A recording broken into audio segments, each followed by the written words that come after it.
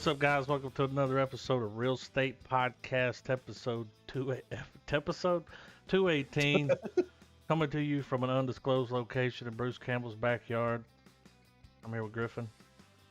I'm here with Adam. Trav had to run errands. Yeah, Trav had to take a moment. He should be joining us. He's taking a though. knee during the intro. Oh, what they don't know is, is before we go live, we do we sing the Star Spangled Banner. No, yeah, and we fucking salute the flag. he's taking a knee. He's I did Speaking of Bruce Campbell, That's why I did the. It's his 64th birthday today. That's not why I did it. I did it because it said Raimi, but I didn't know that he's 64. Yeah, I saw it on Twitter. If it wasn't today, it was yesterday. Well, it's a sign that it falls on the day we do the podcast. Yeah, I mean, obviously. I'm surprised he's not a guest this week, to be honest with you. I'm surprised he's not older than that. Well, I mean, when they made Evil Dead, he was like 18 or 20, right? He was young. Because he's younger than Sam Raimi is, right? Hold on. I'm fucking fact checking this shit. I'm already on it. Because him and Bruce were friends. Sam Raimi's 61. So Bruce is older. Yeah, a little bit. He's like a little bit older, like I'm a little bit older than y'all. I mean, it ain't much. You know? Yeah, I mean, they had a shared interest, man. Making movies and fucking doing the thing. Does it say? Yeah, it's today. This says 63. Oh, he might be 63. But yeah. I thought somebody said it was 64. It might have been a typo. Hell to the chin. So we've already did Evil Dead and Army of Darkness on the podcast, right? Yeah. And Sam Raimi has made some other great films. We talked about this last week. And Quick and the Dead is one of those Sam Raimi films that always comes to mind whenever I think it's Darkman and Quick and the Dead. And I love Darkman, and we're going to get around to that eventually, you know what I mean? But this was like the Westerns kind of died off over time. The market got completely oversaturated and they quit making Westerns. Like, in the 80s, they switched to more of like, I guess you'd call it urban action films. Everything takes place within a city or within like a warehouse or something, you know what I mean?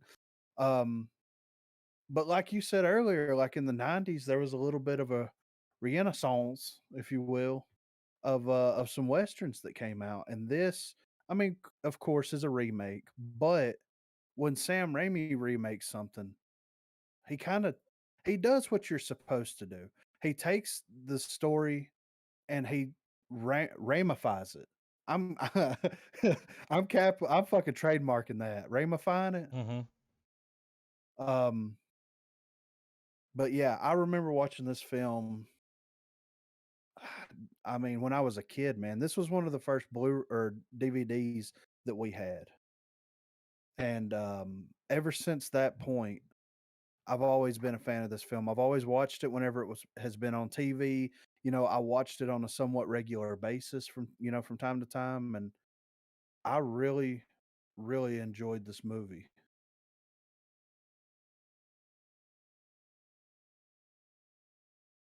You know what I mean? I do. I'm being fucking pestered over here. Oh. I thought we disconnected for a second. Someone's like, I need update on laptop now. That's what it said. I'm like, whoa, goddamn, I just got it from you. But, yeah, chill. I'm doing something, Podcast, So there's like several scenes in this movie, several people. Like when you're sitting there watching it, it's like the scene where the kid's digging for the bullet. Yeah, oh yeah. It's like classic. The camera's fucking zooming. It's doing the damn Sam Raimi zoom. That's kind of his thing, like that. And it's kind of like, you see that in a lot of like old Westerns where they would do that zoom, or like, like karate movies, Kung Fu. Yeah. They do that a lot. Yeah. It's kind of his style, And I think it works really well. He does a good job. Like, he should have done more Westerns. I agree. And I would love to see him return to do a modern Western. I think that the way that he does storytelling and his style, his visual style, Yeah. I mean, it only makes sense for him to go back. And I wonder why he hasn't done another Western. I mean, to me, it would make sense. Like, which I mean, Yeah, I Quick and the mean, Dead. dude, well, at the time, this was around that time where there was several westerns being made. Yeah, Young Guns, yeah, what do you say, or Unforgiven? yeah. Unforgiven. Yeah. Um, what's the other one?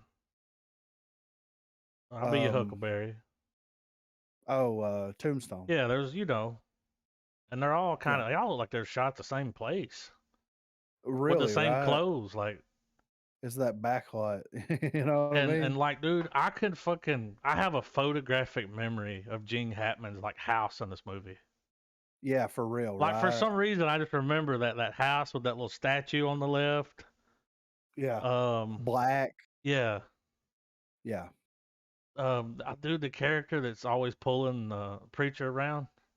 This fucking Yeah. guy, come here, I'm gonna Yeah. book you. He's like perfect. Yeah. There's so Every many. Western. Did you look like at the cast? The Gene cast is fucking Hackman amazing. kills it. Yeah, he real dude, and he's a villain that like you don't hate him. No, Like you like he is love to hate him a little bit. Like, yeah, exactly. He is such a likable person. He's just a shithead, but he's I don't know, it's hard to explain. It's very polarizing, but yeah, man, I love him and I love his villain, his villain character in this film. uh, Like even more so than like, Superman or something. You know what I mean? And then we get, of course, Sharon Stone, who like oh my god, she kills it. dude! And this was like, we've talked about this before. Like, it's a big thing now to get a movie and go back and replace the guy with a woman, and Yeah. like this was kind of before that, Hmm. and it's just proof that if the script's good, it Yeah, it doesn't don't matter matter. that it's a woman. There's no, that's Yeah. not why people get upset with movies. Yeah. We don't like Wonder Woman because it's just a shit story. Yeah. And Exactly. then, but her fucking rolling up, all Yeah. quiet. And then when they put her on the board, it's just lady. Yeah, I know. He And was that's all like, they refer to. you can't fucking, he's like, we all know women can't shoot worth the shit. She Yeah. fucking shot He that said rope. Well, there's dude, no he's what you say? he said there's no rule saying women can't be in the contest. Well, they just can't shoot worth the shit. And Yeah. it's like, that Well, and lets you then know. she's sitting there freaking out because they're about to do the same thing that he did to her dad, Yeah. Lieutenant Yeah. Dane, which is fucked up. The marshal. It was very This is a fucked up. Yeah. classic revenge story. Yeah, and it doesn't overly explain. Nah, It we gives really you don't know just until what you right there need. at the end where it's like, oh Yeah. my God, she shot her own dad. Yeah, And right. you know Yeah. it's gonna happen. Did you notice? The Doc Wallace, the guy that's like dead, Yeah. old dude from Home He was Alone. the dude from Home Yeah, Alone. dude, Yeah. he looks scary in this movie too. Dude, you got Tobin Bell. Yeah, which he killed it. When I was a He kid, dude, I killed always liked Ace. Dude, how over the top. And they could have not cast anybody better than Lawrence Henriksen No, and dude, as Ace, man. He was flipping killed off it. that fucking horse and Yeah, dude, like he was like, I'm the perfect. best And he shooter was like, here. yeah, and Yeah. he's like a, when I think of his character, he's like somebody you'd go to a circus to see shoot. You know what I mean? Like a sideshow. Oh yeah. He's Yeah, a performer. yeah. So over the top. But I mean, and the colorful cast, yeah, like Keith David's character, loved him. He's like, Sergeant Cantrell. well, Sergeant Cantrell, how you Yeah. spell that correctly? Yeah. That's what he said, Well, dude, dude. he said something when he said, there's a lot of people in this room that something don't know how to shoot or something. You could hear him in the background. That's an opinion. You could hear him like Yeah, when they yeah, write the names on the board the first time. yeah, yeah. That's an Eugene. Hey, opinion. can you spell Eugene? Eugene? How good's Leo? Leo's great. Leo's young as fuck, but Long he as fuck, like dude. he hits it right on the head Yeah, though, he's man. Like playing you the see, kid, the damn cocky. yeah, Yeah. And he just wanted to make him proud. Yeah. And then at that to me was the biggest dickhead move where like he He shoots him, kills him. he He's told like, him to leave. yeah, yeah. He did. He did. He Yeah. gave him a way out. He's like, I want you to leave the contest, so there'll be no shame if you leave right now. Yeah. And he was like, why would I leave? I'm got the fastest hands around here. And it's like, come on, dude. Yeah. That was always a bummer. That Yeah. fucking Swede, dude. Yeah, Whenever he was right. getting his gun ready, Oh my God. greasing He it was up and Yeah, he was putting the powder in there and the fucking ball and everything. dude, when he My was favorite one though, who? spotted horse cannot Oh be my killed by a god. bullet. That's the This scene where dude, it's like, and he was right, dude. One bullet wasn't enough. That hell motherfucker no, raised dude. up, and he's like, "Oh Yeah, shit!" He's like, "Give me another bullet." And the kid's digging. Kid's yeah, fucking digging. He's like, "What a like build the tension, dude." yeah, I can remember right. watching that when I was a kid, being like, "Oh shit, Yeah, what's gonna happen?" I know, right? And he throws him the bullet, and he's up there. Give me another bullet. And he said, "No, rules are the rules." Yeah, He's like, "This is fucked it, up." yeah. They And he, burned dude, his damn ministry down yeah, and brought him possibly up killed there. those Oh yeah, kids. and brought him Yeah, up there just to participate in this yeah, staged, rigged. yeah, When he walked away at the end, he said, "Whatever happens, if he's still standing, gun him down." yeah, right. So he's like, even if he killed him, Well, and so diving into that a little bit more, it's like I think that Gene Hackman, his match is court, right? it And he upset talks him that he about it. left. Well, Like they were yeah, always, that was like probably the closest thing he ever had to a son, a yeah, brother, yeah, family. yeah, yeah, and like the way that he talked about him though, Hmm. like Gene Hackman was just like he was a savage, this young kid, like Yeah. doing all this crazy shit, like First time I he was, saw him, I wanted to fight him. yeah, yeah, I scratched that exactly, itch. right, yeah, and he knows that that's his equal, Yeah. like, more or less, you know what I mean? He sees him as an equal, but Court knows, like, he's like, I ain't no bitch, you know what I Yeah. mean? Like, He um, shot me. He shot yeah, me. He said he right. wasn't gonna shoot. He shot me. But, Spotted Horse, though, man, I love that scene where he's like, "I've been shot 6 times in the chest," Yeah. and he's pulling his He's shirt always and shit bragging off. about being shot. He's Yeah, standing on right. the table in the bar, rips Yeah. his shirt open, bragging about his battle scars. There's always that Spotted one guy Horse, though. man. He's on that fire Yeah. water, dude. Yeah. That's what it was, man. He get That drunk and fucking that firewater, nothing that can kill peyote. spotted horse. It's like, Yeah. calm down, dude. I want that to be my text tone. Spotted horse cannot be killed by bullet. Yeah. It's like, all right, what? Perfect character though. Yeah, for real. And then, I mean, Preacher Man. Like we've talked about Court a little bit, but like Russell this Crowe, is dude. this is my favorite version of Russell Crowe. Yeah. Like I really like Russell Crowe, but Gladiator, Yeah. you know, Quick and the Dead, those 90s, early 2000s Russell Crowe films. Yeah. When he could hide his He accent. Yeah. Now he just don't give a Now he fuck, don't give a dude. fuck, dude. It's Nah. kind of like Liam Neeson. That last trailer we Yeah, watched, it's like right. he ain't even trying anymore. Yeah, he don't have He's to, like man. potatoes. Yeah. Um, one of my absolute favorite Russell Crowe movies is fucking A Beautiful Mind. Mm-hmm. I love that movie, and I've watched that movie so many Great times. movie. Yeah, and people are like, "Oh, it's overrated. It's overrated." It's like, no, dude, it's not overrated. Like it is.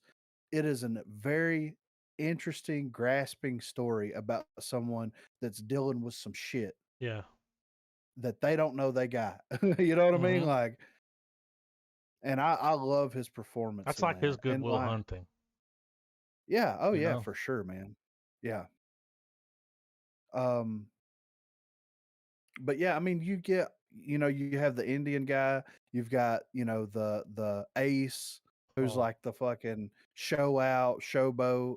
You've He's got got that deck of the cards. It's got nothing but aces. yeah, you got I put one in for every man I kill. Yeah. It's like, The okay. one guy, Scars. He's Mm-hmm. that dude that was in the Mandalorian. Like he Yeah. doesn't even look like he does back then. Like he looks completely different now. Yeah, He he looks like a does. biker. Yeah. But he fucking kills that dude and pulls a knife out. He's like, "That's Yeah. 15." It's like it's a little over the top, dude. Like this Yeah. fucking these motherfuckers are crazy. That little blind kid, he was like laughed at him. Like Yeah. went over and he's like, "I can't see, I'm blind." I was like, "That's fucked up when he knocked his shit over." I was like, "Man, Yeah. fuck this guy." What about when old dude come out when he's up there, that little girl? Oh my And then God. it just cuts them outside running at each other. I was like, it's like a fucking Yeah. fight in the Matrix, dude. Like, Yeah, you know what I'm saying? right. Yeah. He's Where the like, it fuck ain't over Spotted till he's Horse at? dead. Yeah. I didn't even know those two were supposed to fight. They were just out there running at each other, shooting. I was like, oh, that's not the Shit. rules. Yeah. No, they were beating the shit out of each other, and Yeah. they were fucking. You have to assume in that it's like, let's fucking go outside right Yeah, now. let's go. And then Gene Hackman comes out and he's like, "The With a fuck is little going umbrella, on?" he's like, Yeah, I do declare, you yeah. know? He's like, "You Dude, got to kill him." them sitting at that table when he's eating that steak, Yeah, that scene where it's over her shoulder and he's like drinking that wine. yeah, Just and it, like, dude, he just made a choice the way he like smells it and like, I don't know. It yeah, was like, dude, he's doing a clinic over here. We watch him. yeah, He's just going with it. Remember, like the first time you saw that dude, how intense it got when the gun almost hit the floor, yeah, and then you hear that click under the table yeah, on his side, and then when she goes to leave, it's like, oh, it was his fucking matches. yeah, He's fucking with her. yeah. He's like, "I don't even know who you are," like, When that dude rolls up on the preacher, the guy that's like, get him, boys, and his kids beat him with logs. yeah. Dude, whenever he walks up next to him, he takes a fucking match out and lights it on his face. I'm like, you can't do that.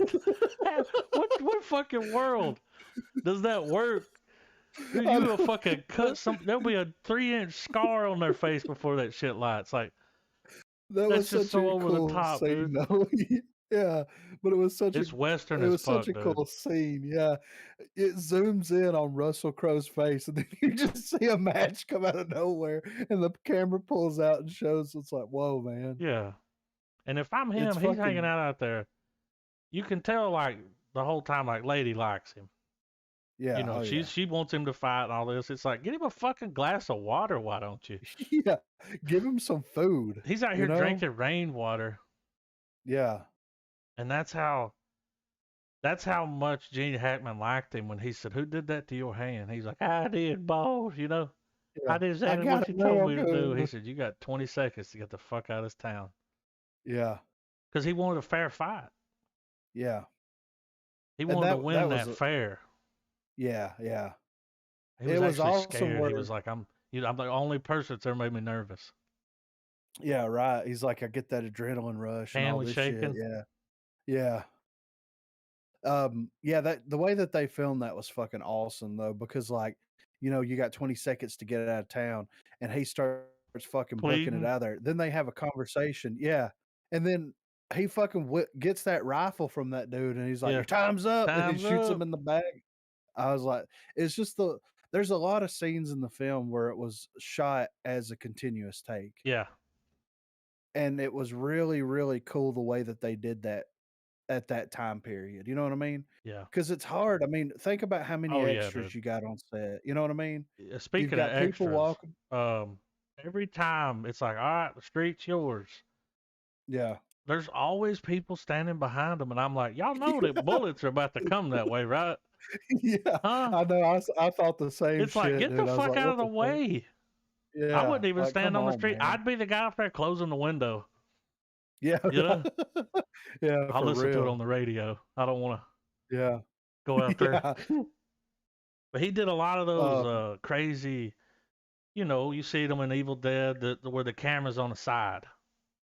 We're just oh, looking at yeah, somebody. It's yeah, on the side. It's zooming in. That first yeah, gunfight, dude. The way he shoots that, yeah, It's like, that's what I'm talking about. You got the fucking guy ready to take a picture.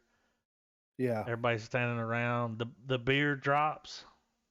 Yeah. What did he tell her? He's like, listen to the clock. It makes a noise before it Yeah. goes off. And I mean, he was right, you know? Dude, I'm over here like, I wouldn't be telling anybody shit. Yeah, I'm winning Cantrell, this dude, bitch. when he goes up Yeah. to meet him and he's like, I thought it was Ace, but it's you. You're the hired gun. So the people in this town fear this guy. That's one of the first scenes you see in the movie when she gets to the hotel. Yeah. And she walks past that door and pushes it open and they're like trying to pay him. Yeah. And he's like, it's a business transaction, you know? Yeah. He was one fucking suave motherfucker, old Ben. Wasn't he with that With his fucking badass pipe. church? Yeah, with that fucking that pipe, that fucking that Sherlock Holmes pipe and shit. Yeah. That speech he gave them Yeah. after he killed them let you know what Yeah. kind of motherfucker. He said the only reason you get to live in this town, the only reason you're alive in the morning is because I allow it. Yeah. It's like, damn. Yeah. I'm over here like, y'all could leave. Yeah, just dip out. Ain't nothing stopping you from going to another town, right? Yeah, for real. Were they in like Mexico? Well, he said I went down to Nogales. That's what the kid said. He went down to Nogales and did a bank robbery there. And so Nogales is right on the Arizona Mexico Yeah, I border. figure like New Mexico, Arizona.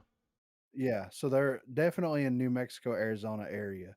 Close to Mexico, but not over the at the border. border. Yeah. So. In a straight up one horse town. Yeah. You can't get no more one horse than that town. No, hell no. But I believe I'm like, there's bigger towns out there, y'all. Yeah. It's just a couple days that way, you know. I like the plan they do it. The first time I watched it, dude, you have no idea. Yeah, You're like, oh no, he shot her. Yeah. She's dead. Yeah, he's over there crying. He fucking put on the waterworks, didn't he? Yeah, nobody touch her. Yeah. She's like, you know who I am? He's like, I brought you into this world. Yeah. Like, all right, dude, we don't need to go there.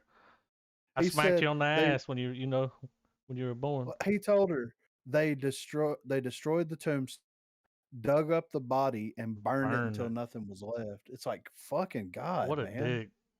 Yeah, for real. Oh man, he was trying to like cover her eyes and shit because you finally get the full flashback. Yeah.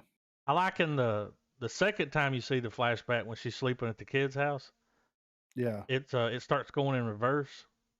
Yeah. So it's like she's trying to run away from him, the guy on the Hackman on the horse, and then I don't know, it was just a cool little touch. Yeah. Like she couldn't get away from it. Yeah. But that was fucked up, and he should have remembered. He should have been sitting there thinking, now, about 25 years from now, there's gonna be a little girl showing up.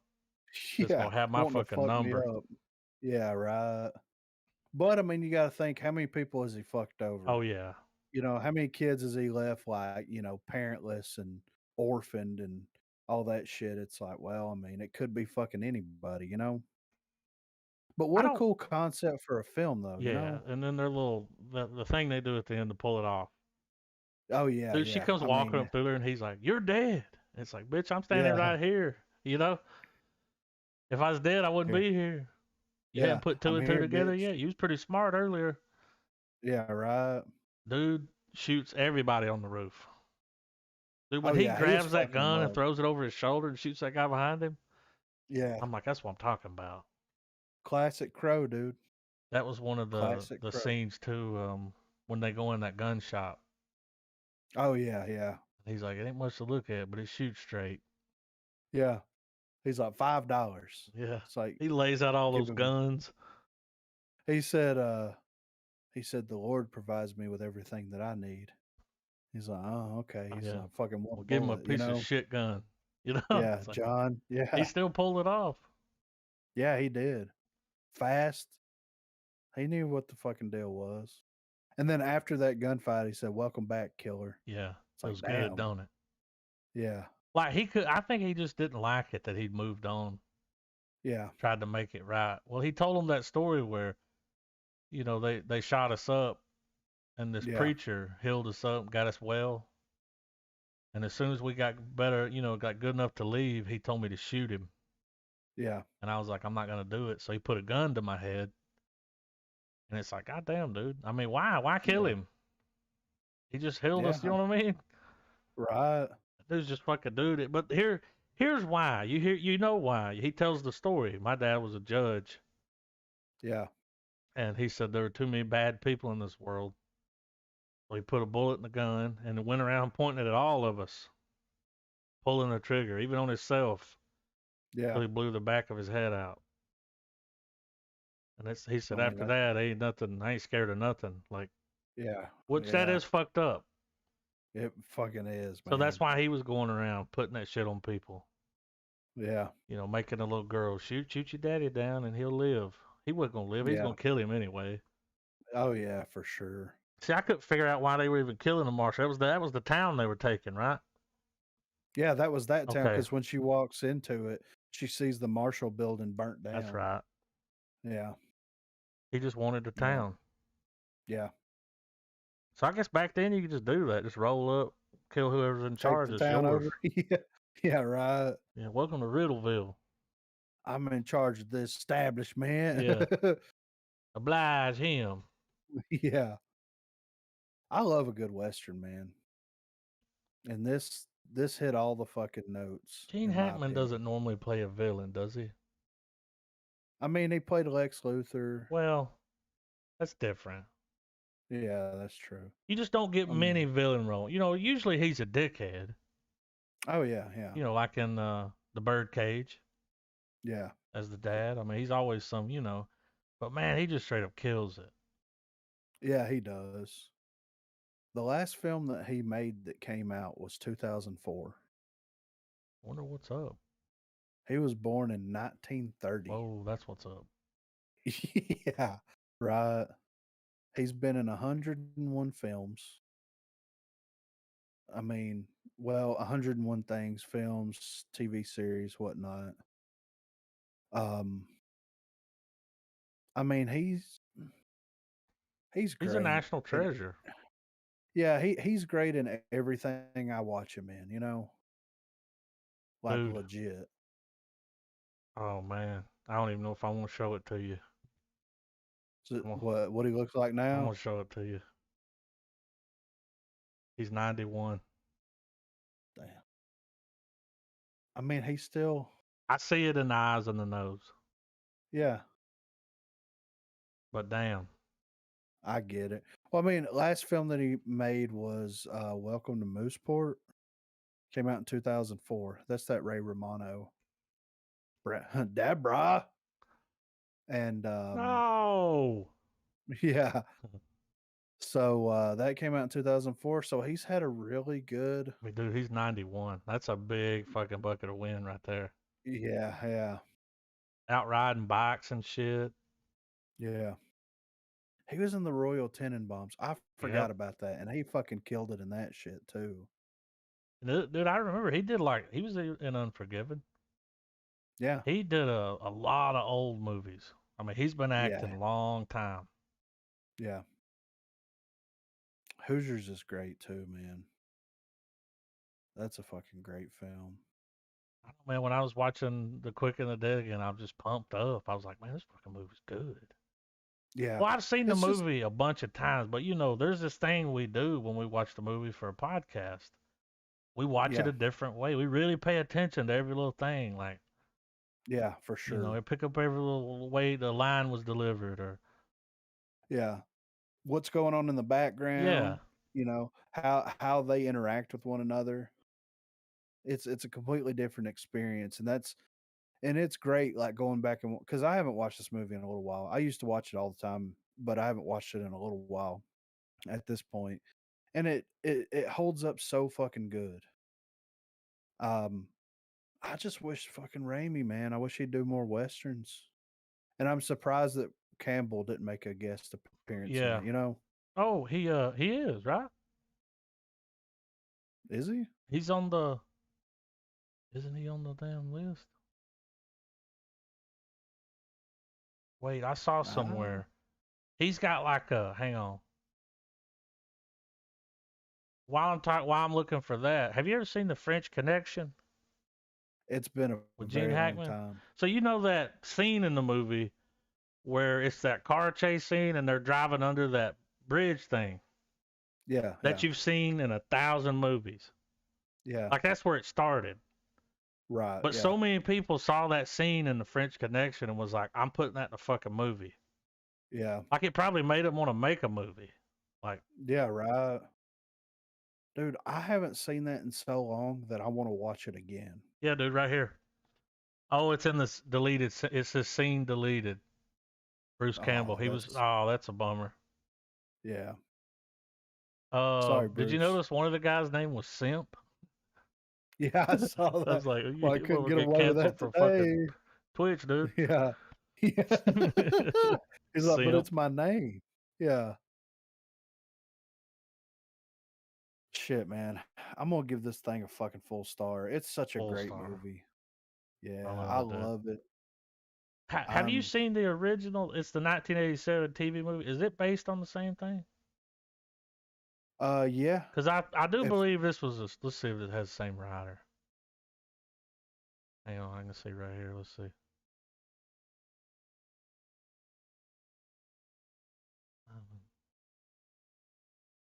See, the original's based well, off a novel. yeah, it's based off of Louis Lamar. I was thinking that there was another one, but maybe not. Maybe The I was Indian in that mistaken. movie's name is Running Wolf. Oh, spotted horse Yeah. cannot be killed by Running bullet. Wolf cannot be outrun. By wolf. Yeah. Yeah, heard it on He the who sits with nose. fist. Yeah. All right. Oh, yeah. Masturbation. Yeah. But yeah, That's dude, how I take that. this is a great movie. Like, Yeah, if you man. never seen, you, I don't, dude, I don't even think you got to be a Western fan because it Mm-mm. was part of that New Age Western.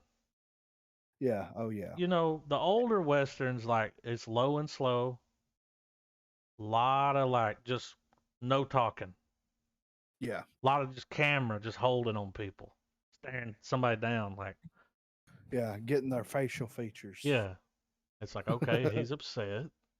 Yeah, we get it. Yeah. A lot of Um, staring, a lot of a staring, lot of a dirty lot of water drinking in the bar, you know? yeah. Is that what she was drinking was water? I don't think so. Whatever it was dirty. I mean, it had to be whiskey, right? It wasn't Whiskey dark double. enough. It might have been maybe scotch. I don't know. He was like, this stuff will kill you. Yeah. She's It's like, like I'll take I'm another a one. beer drinker. Yeah. Yeah. He said she comes in and she's like, I need a room for the night. And he goes, whore's next door. That's He what he turned that told her. motherfucker a flip. Speaking of turning a flip, Oh my at God. the end of the movie when she shoots him in the eye, he Yeah, turns and a he fucking flip. yeah, yeah. I like That's how how hard. when she shoots him in the chest, he looks down at his shadow, Yeah, and and there's it's a like it hole. went clean through him, boy. Yeah, yeah. Just That was a cool cool little little shots shot. and Yeah, camera dude. work. This is a great Yeah, movie. yeah. Yeah, man. Great film, Quick and the full Dead. star. If you haven't seen it, watch it. Raimi. Bro. Loki. Hey, I was on to something when I was like, maybe that's not him. I mean, it's him, but it ain't him. Yeah. I gotta pull it back up. Did you see what they were calling her in the credits? No. I gotta pull it back up.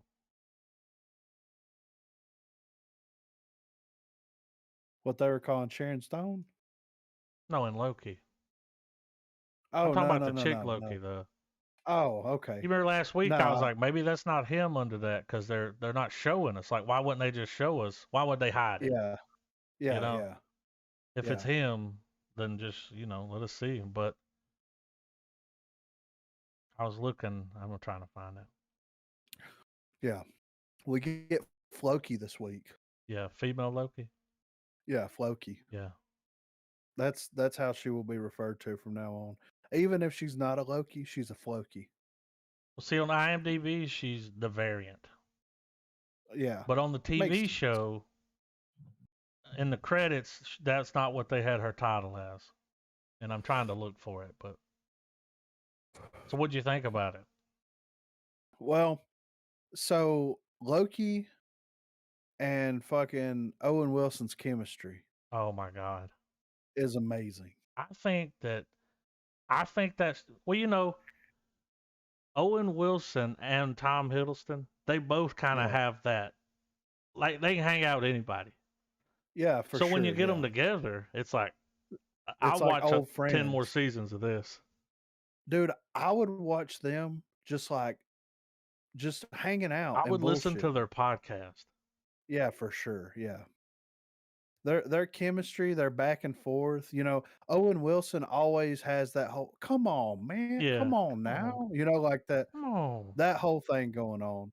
Um and it plays so well into Tom Hiddleston's excitement and Mhm. energy and everything. But I like how they gave him the TVA jacket, said the variant on the back. yeah, he's like very subtle. He's like, well, but I really enjoyed the episode. Um so Corey, we talked to Corey about it, right? And Corey's like, it's okay and all this stuff. He He's said like, he didn't like where it was going. well, he said that what he doesn't like about it is the fact that like the Infinity Stones are supposed to be all powerful and they mean nothing there. Yeah. And I get where he's coming from, Well, it but was like the internet said this, man. People online were like, well, fucking all the movies meant nothing then if these people here could just show up and shut shit down. yeah, It's like, exactly. yeah, And but that's that what ain't the way it works, man. That timeline, you can't go fucking with it. yeah. Well, and this is what I think too. I think that there's more going on here, obviously. You know what I'm saying? And it's like this organization could be something that is like they could not really be affecting anything whatsoever. You know what I mean? Mm-hmm. Because like we don't know what happens when they set those charges off. I mean, I'm sure that we'll see in the next couple of episodes what happens when those charges get set off, but we have no fucking clue what's going on. Like when that happens, it's like we only have the information that they've provided to us at the end of the day. So we know that there's the Time Watchers, there's the TVA, and they're trying to keep everything in like this supreme, full on timeline, Well, at main the end, we timeline, see whatever. what happens when they don't. Like, how they Yeah, gonna yeah. fix that shit? Well, they And can't. I don't think I they seem to can. remember him telling them earlier that if that happens, everything will fucking get destroyed. Yeah. So is that a lie?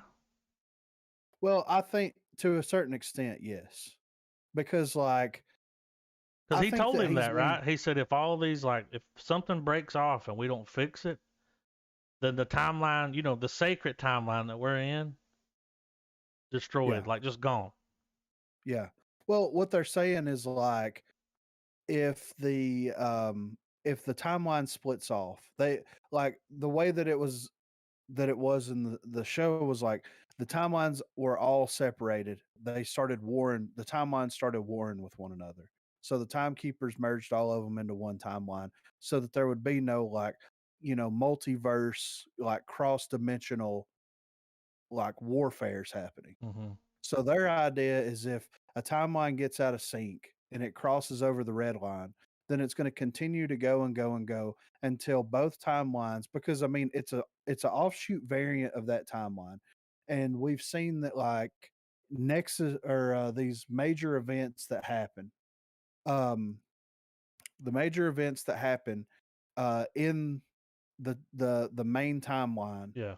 you can go there and do whatever you want to, and it's not going to affect anything that happens. So Yeah. certain events have to play out. So if the timeline splits at that moment, then they're both going to technologically, more or less technologically advance at the same time to where they're able to cross over into other timelines, you know, um, at the same time, get into the other timelines and war in the other timelines.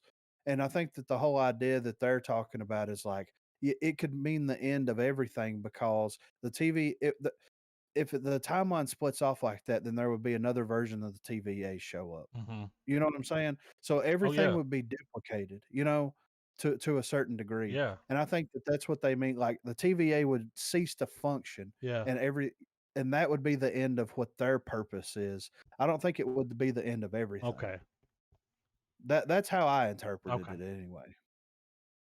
But I get where the internet and a lot of people are coming from, where it's like, well, if the TVA is all powerful and they can do all this shit and right all these wrongs, and they hinted on it in the show. They did it in the first episode to where he's like, well, Thanos and the Avengers did all this time hopping and all this kind of stuff, and he's like, and it was kind of a throwaway thing. He's like, yeah, but the timekeepers kind of allowed They that to let them happen do it. because Well, that was the path. yeah.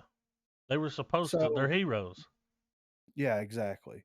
So at the end of the day, like we don't know, and this was something that I was talking to Corey about. Are they good or Corey, bad? well, yeah, we don't know what their motivations are. We don't know what they're trying to do. If they're good, if they're bad, like if they're neutral, Yeah. if they can do anything. Like we don't know what their motivations and what they're trying to do, to maintain everything Well, is. it's like, Or of course, they let the Avengers get rid of Thanos because he could be a threat to them. yeah, exactly, right.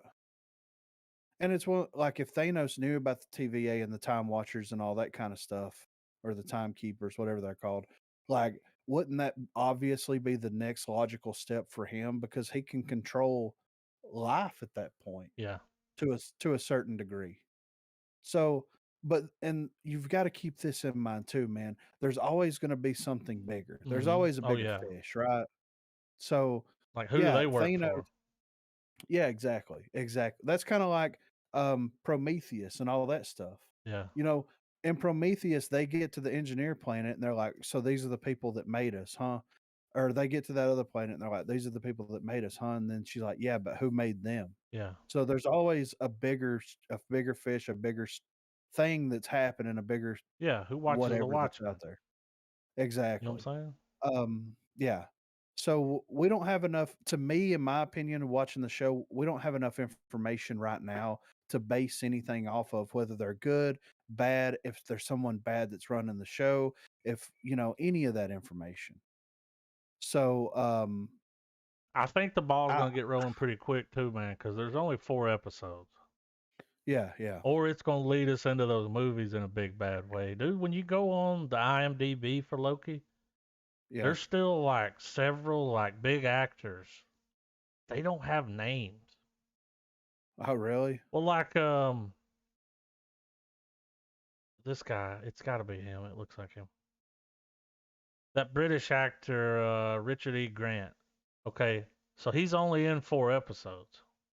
Yeah, He's got no name. He's gonna be in the next 4. Like, who's he playing? yeah, right. Like, they just don't give him Yeah, a name. You know, like that chick, she didn't have a name before. yeah, You know, they be withholding information yeah, until the episode airs. yeah. And so we went to eat with, the family earlier for like a belated Father's Day thing with my Your little stepdad. powwowy And brother. and I was talking to my brother Corey, not the other Corey, Hmm. not the previous Corey that was been on the podcast, but the Yeah, brother Corey. And I was asking him about it and what he thought about it, and he said, well, if the timelines get all out of whack, and then they have to go in there and merge all the timelines together, wouldn't that mean that's how the X-Men and everything gets introduced? And I said, yeah, we haven't talked about this at all, but that's exactly what I said. You know what I mean? yeah. Like the time that once the timelines get merged back together, because after they go so Because long, who it could knows what's pull going to stuff. happen? Yeah, it would That would merge them make all into sense. one. Why? What's happening in Spider-Man? Maybe. Yeah, You know what exactly. I mean? Like, we Yeah, know that all those villains, he's got them trapped somewhere, but how'd they get there? yeah. They didn't come there. Well, You know what I mean? Like, yeah. Well, and this is a thing too, man. Think about it this way. We don't know when this merge would take place because whenever you look at the timeline, there's offshoots of this timeline all over the time. everywhere. So if they have to go back to merge the timelines at like one particular point, that could be during the time heist that happens in Yeah. Endgame. So these people could actually, like, if they go that route, then that could influence like Thanos could actually be alive. Mm-hmm. None of that stuff could have ever happened. Yeah, there could be You know another what I mean? version of him. Yeah. Like, Multiverse of madness, dude. yeah, like there's no, and that's the thing. Like to me, if these things are going to be all powerful and the Infinity Stones don't mean anything, if they actually do go back and merge the timelines like that and undo everything that the Avengers actually did, which is one thing that everybody's pissed about, but what are the implications that that leads to? Yeah. Well, there's a bigger, badder thing out there. That's Mm-hmm. where we get Kang. That's where we get, you know what I mean? That's Yeah. you get these We're more not gonna get the major. same movie again. Yeah, exactly. So What if I get. what if they use that, Okay. man, like they do so they all that happens, but like this plays out. We go through this, we go into the Doctor Strange movie, all of that gets, sorted, whatever happens, Spider-Man. And then Yeah. later on, well, we don't find out about the X-Men yet. Yeah. But later on, when there's X-Men, they use that to explain, well, that's where they came from. It happened then. And it's like, Yeah. oh Yeah. shit, because I think that'd be awesome if they don't reveal that. Yeah. I know, Let that right? simmer for a while. They're pretty good at doing that too. Like, Yeah. because Yeah. then when it happens, it's like, oh shit, what? Yeah. Okay. Yeah. Well, and that's why I'm holding out all my reservations on like how, like I've been enjoying the show so far for what it is because it's a good typical Marvel series where we're not going to get everything until it's all said and done, and then we still may not get everything until like movies from now. You know what I Yeah. mean? Well, So that's we've got why years to fill. So, exactly. So that's why I haven't hopped on any bandwagons with it because it's like we don't know where it's going. and I don't know enough about the source material.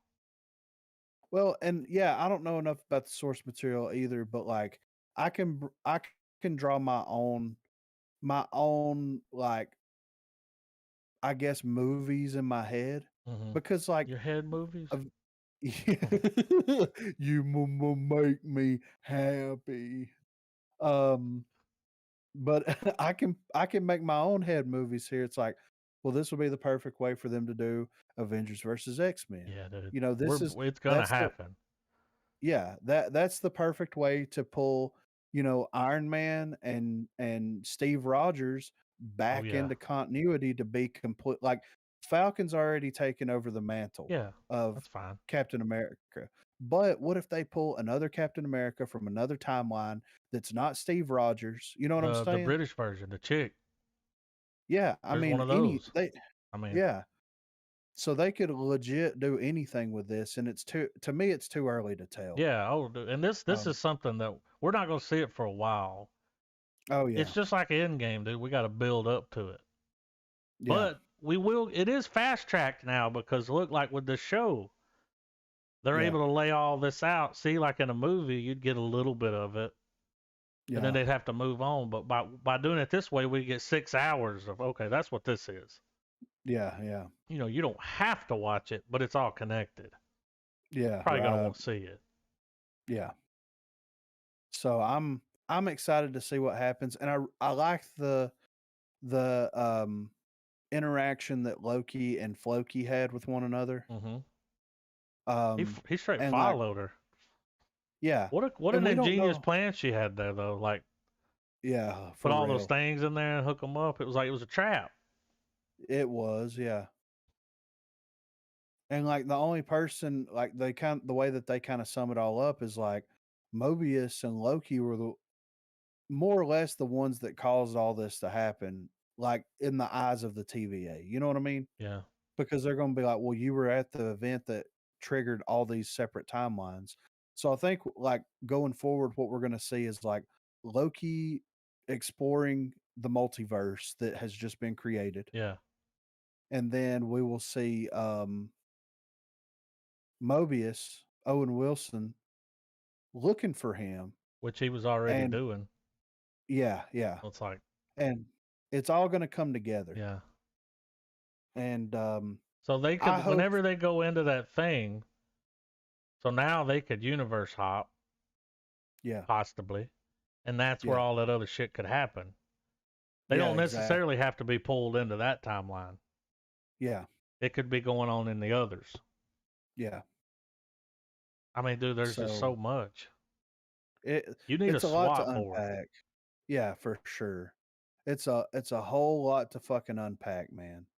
And I'm along for the ride. I've been enjoying it so far, and I hope that they keep Tom Hiddleston's Loki around, at least if Yeah, in dude. the TVA sense, because like it would be cool if they show up from time to time. Yeah, And like time cops. They just bust out and yeah, do and he's something and like, "Come leave, on, you know? wow, Loki, wow," Yeah. you know, You're always doing wow, the thing. yeah, come on, can we just I'm take this seriously? mischievous. Yeah, I'm the smartest Loki. Yeah. He's second best. I was waiting for him to say "clever girl." You know Yeah, what I mean? yeah. Like I was waiting for it the whole episode. Dude, that guy, he was born to play Loki. Yeah, and legit though, like there has been well, for the most part, there has been no miscasting on No. the side of Disney. There's a couple of exceptions to that, of course. Mm-hmm. Uh, Captain Marvel, Yeah. but They're gonna other, I write mean, that for the wrong. yeah, for sure. So, but I'm excited, Bless man. you, by the way. Yeah, I had a tickle. Yeah. Allergic to it. Yeah. Yeah, I'm excited for the next episode. Drops tomorrow. I mean, Yeah. I can't wait. Yeah, I'm ready to see it. And Disney Plus is doing it right, man. They're stringing us along Yep. with these fucking weekly episodes, making us fucking Fiend dig for it. into yeah, dude, for real. And I don't think that I may be mistaken, but I don't believe that they have announced the next block of Marvel series. Mm-mm. Well, I know that they've announced like She-Hulk and Yeah. Moon Knight and things like that, but they haven't laid out like, okay, this is It's a happening next, secret. and then yeah. So, and I think that the multiverse of madness, they may take a hiatus because we've got Black Widow coming up in July, and then Shang-Chi comes out in like what, September Something like or that. October. And then we get Doctor Eternals. Strange is in December. Yeah, no. Yeah. The Eternals is in November. That's right. Shang-Chi might come out next March. But I think that the Eternals are going to tie into this more than I anything. think The so. Etern That the might show Eternals, us the the time. Time It Watchers. Yeah. possibly. I mean, right? Yeah, I mean legit. I mean, this is like aliens rolling up. That you know. Yeah. So, I mean, they're doing some crazy shit in that trailer. I know, right? But you want to hit on a couple of movie news things? Yeah, man. So Olivia Wilde's Marvel movie rumored to follow original Spider-Woman Jessica Drew. Olivia Wilde's untitled Marvel movie will reportedly follow the Jessica Drew version of Spider-Woman. Last summer, it was reported that Wilde had closed a deal to direct and develop a top secret movie that would be part of the the Sony Pictures universe of Marvel characters. So Spunk is what it's the acronym, Sony Pictures universe of Marvel characters, Change it. alongside yeah, alongside Venom and Morbius. Katie Silberman was also reported to be attached as a screenwriter, with Amy Pascal producing.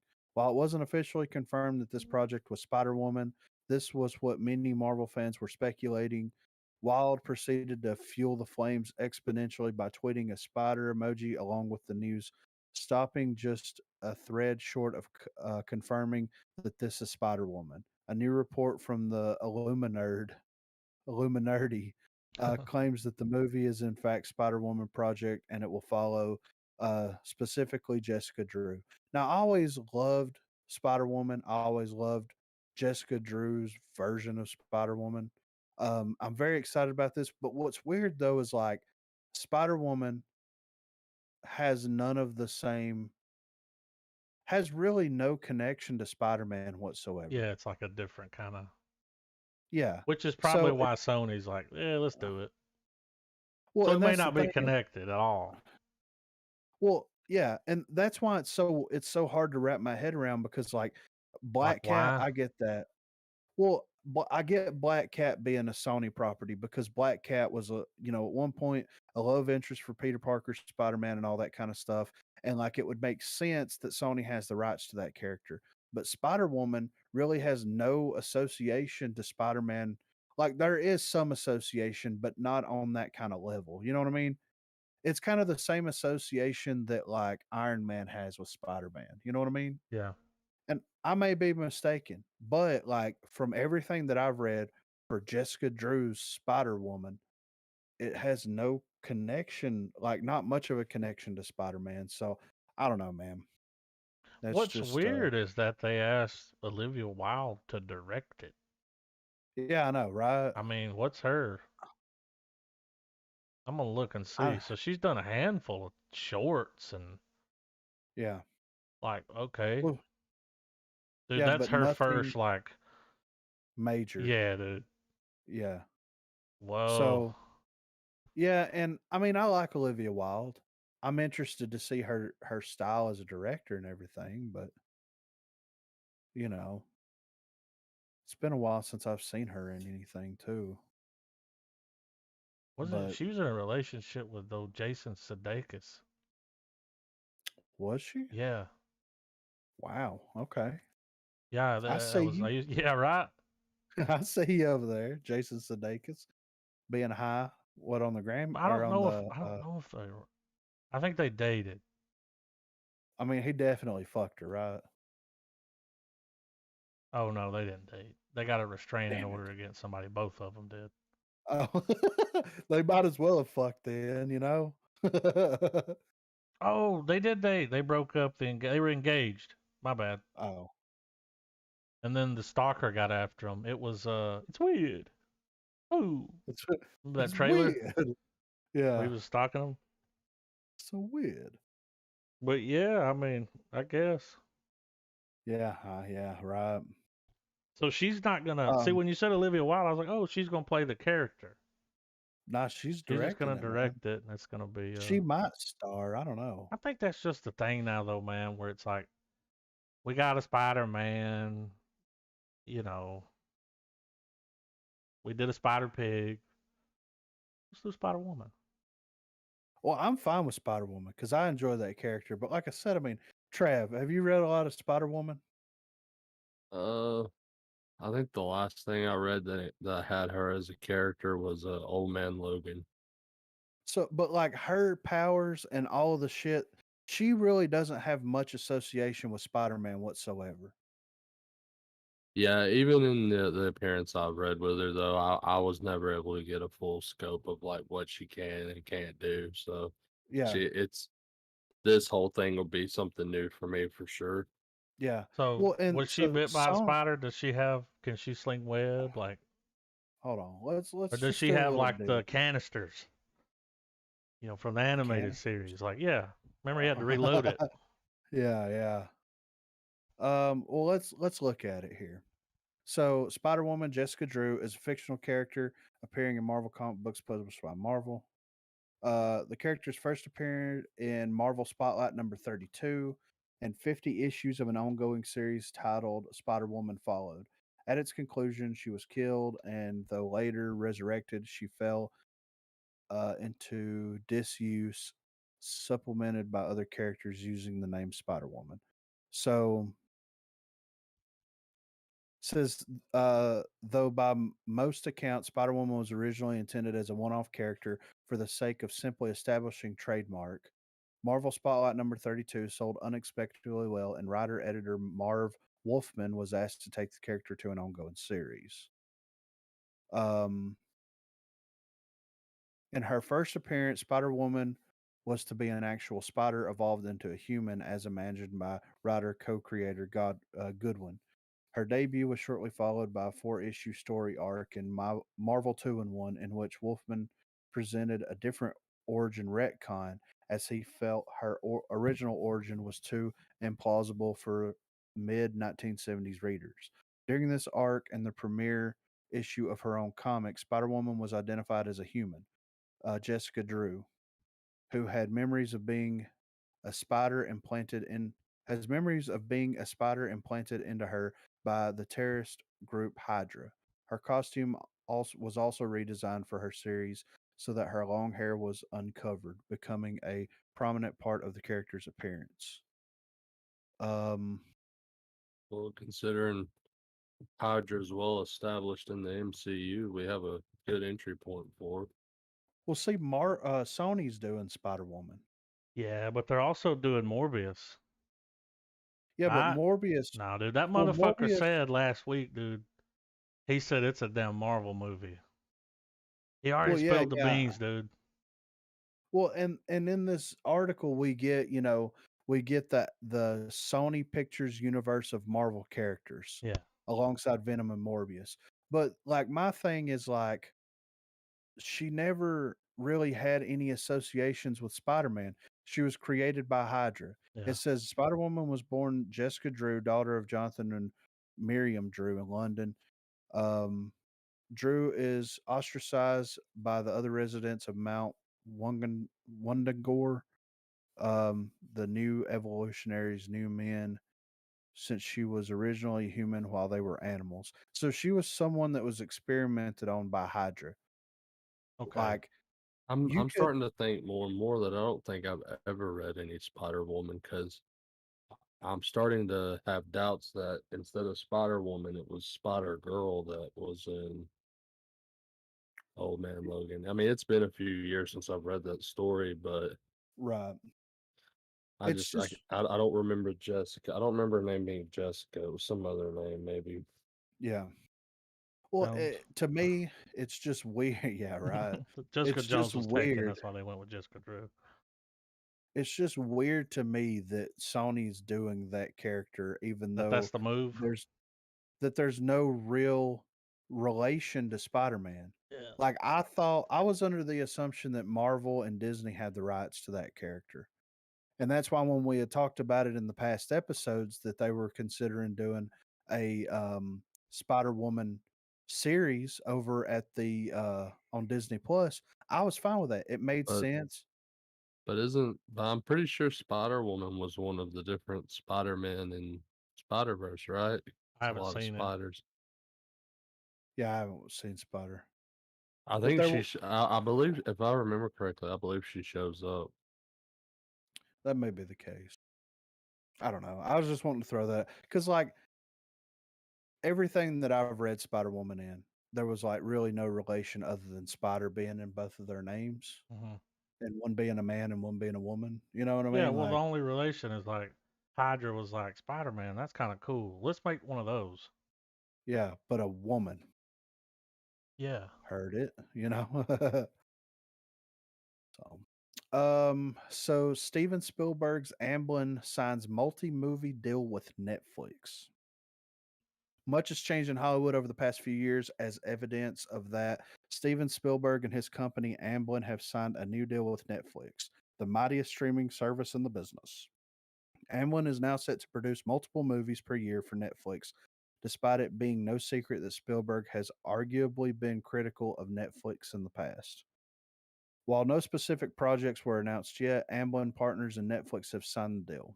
It will cover multiple new feature films per year. This also does not negate Steven Spielberg's deal with Universal. He will now make movies for both companies. Spielberg had this to say about the deal in a statement. At Amblin, storytelling will forever be at the center of everything we do.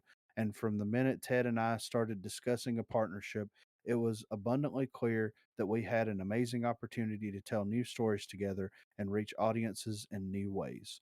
This new avenue for our films, alongside the stories we continue to tell with our longtime family at Universal and our other partners, will be incredibly fulfilling for me personally since we got to embark on it together with Ted and I. I can't wait to get started with him, Scott, and the entire Netflix. So I think this is good. I mean, because like first Scorsese, now Steven Spielberg, right. W. Yeah, You know? I know exactly. I mean, and well, I think a lot of Spielberg's films lend itself to the streaming audience. Yeah. I don't mean specifically for streaming, but the Yeah. streaming audience is majority of like families, children. Yeah. And a lot of Spielberg's stuff lends itself to, younger families or younger audiences to a certain degree. You know what I mean? Mm-hmm. I mean, of course, not Jaws, but you know what I mean, Yeah. though. Or Like, Schindler's List. yeah. Or, I mean, anyway, Yeah. yeah, I don't want to get into that. So, It was just on anyway, the list of movies. yeah. He is working on But Gremlins 3. I'm interested. Oh no, it says. I So, thought it said real. It says Real Steel. I was like, is he making a movie called Real Estate? that would be fucking awesome, right? Blowing it Dude, up. he has got a shitload of movies in the works. Yeah, He's producing a shitload of stuff. Like, yeah. And I think this is a good thing. I think it's a win-win for, moviegoers and audiences and apparently Mr. Spielberg himself. So I'm well, excited to see what they actually get produced out well, there. remember back when like people were like, "Oh, you got a movie? You're making a movie. Who you gonna put it out with?" And it's like, well, Netflix. They're like, ugh, Netflix. Remember when Yeah. Netflix used to be Yeah, you know what I mean? The B movie. It's yeah. like, oh, it's going to Netflix. Well, now, like, when Scorsese came over, it's like, oh, you got Martin Scorsese making a fucking Netflix movie? Yeah, That's a Scorsese's big on deal right board. there, yeah. Well, now Steven Spielberg, I'm hoping more directors come over, man. Yeah, I know. I mean, you really Yeah. can't talk shit about that. No, and I Well, mean, we've got the Russos from Marvel. They've Yeah, been pumping out content for it. yeah. So Well, and I think that like whether like someone like Christopher Nolan or somebody like that wants to kind of like turn their nose up at yeah, streaming and all that, it gives you an avenue to be more creative yeah. because you don't have to worry about box No, office. dude. You don't And I mean, you don't have to worry about promotion. well, yeah. I think what we've probably all noticed too with these movies is that while they're good movies, none of them have really hit. Like I've yet to watch a Netflix film that made me go, man, I wish I could have seen that in a theater. Yeah. No, yeah, not at I So all. mean, it's like even They it's a belong there. really good. So it's like a good avenue for very A-list directors Yeah, to do their B movies stuff that would like never get level released stuff, in a theater. You'd probably never see it. which is still but still have an avenue to do it in a high quality. Yeah, yeah. Yeah, and at the end of the day, I mean, with the current climate of the box office, we've got superhero films banking the majority of the money. You do get some summer blockbusters here and there that are not comic book films, but more or less you're getting the comic book movies. So it gives them that freedom of experimentation that they don't have to hold back near as much. And at the end of the day, like look at Army of the Dead. Army of the Dead was okay. You know what I mean? It Yeah. wasn't what we were expecting it, but it was okay.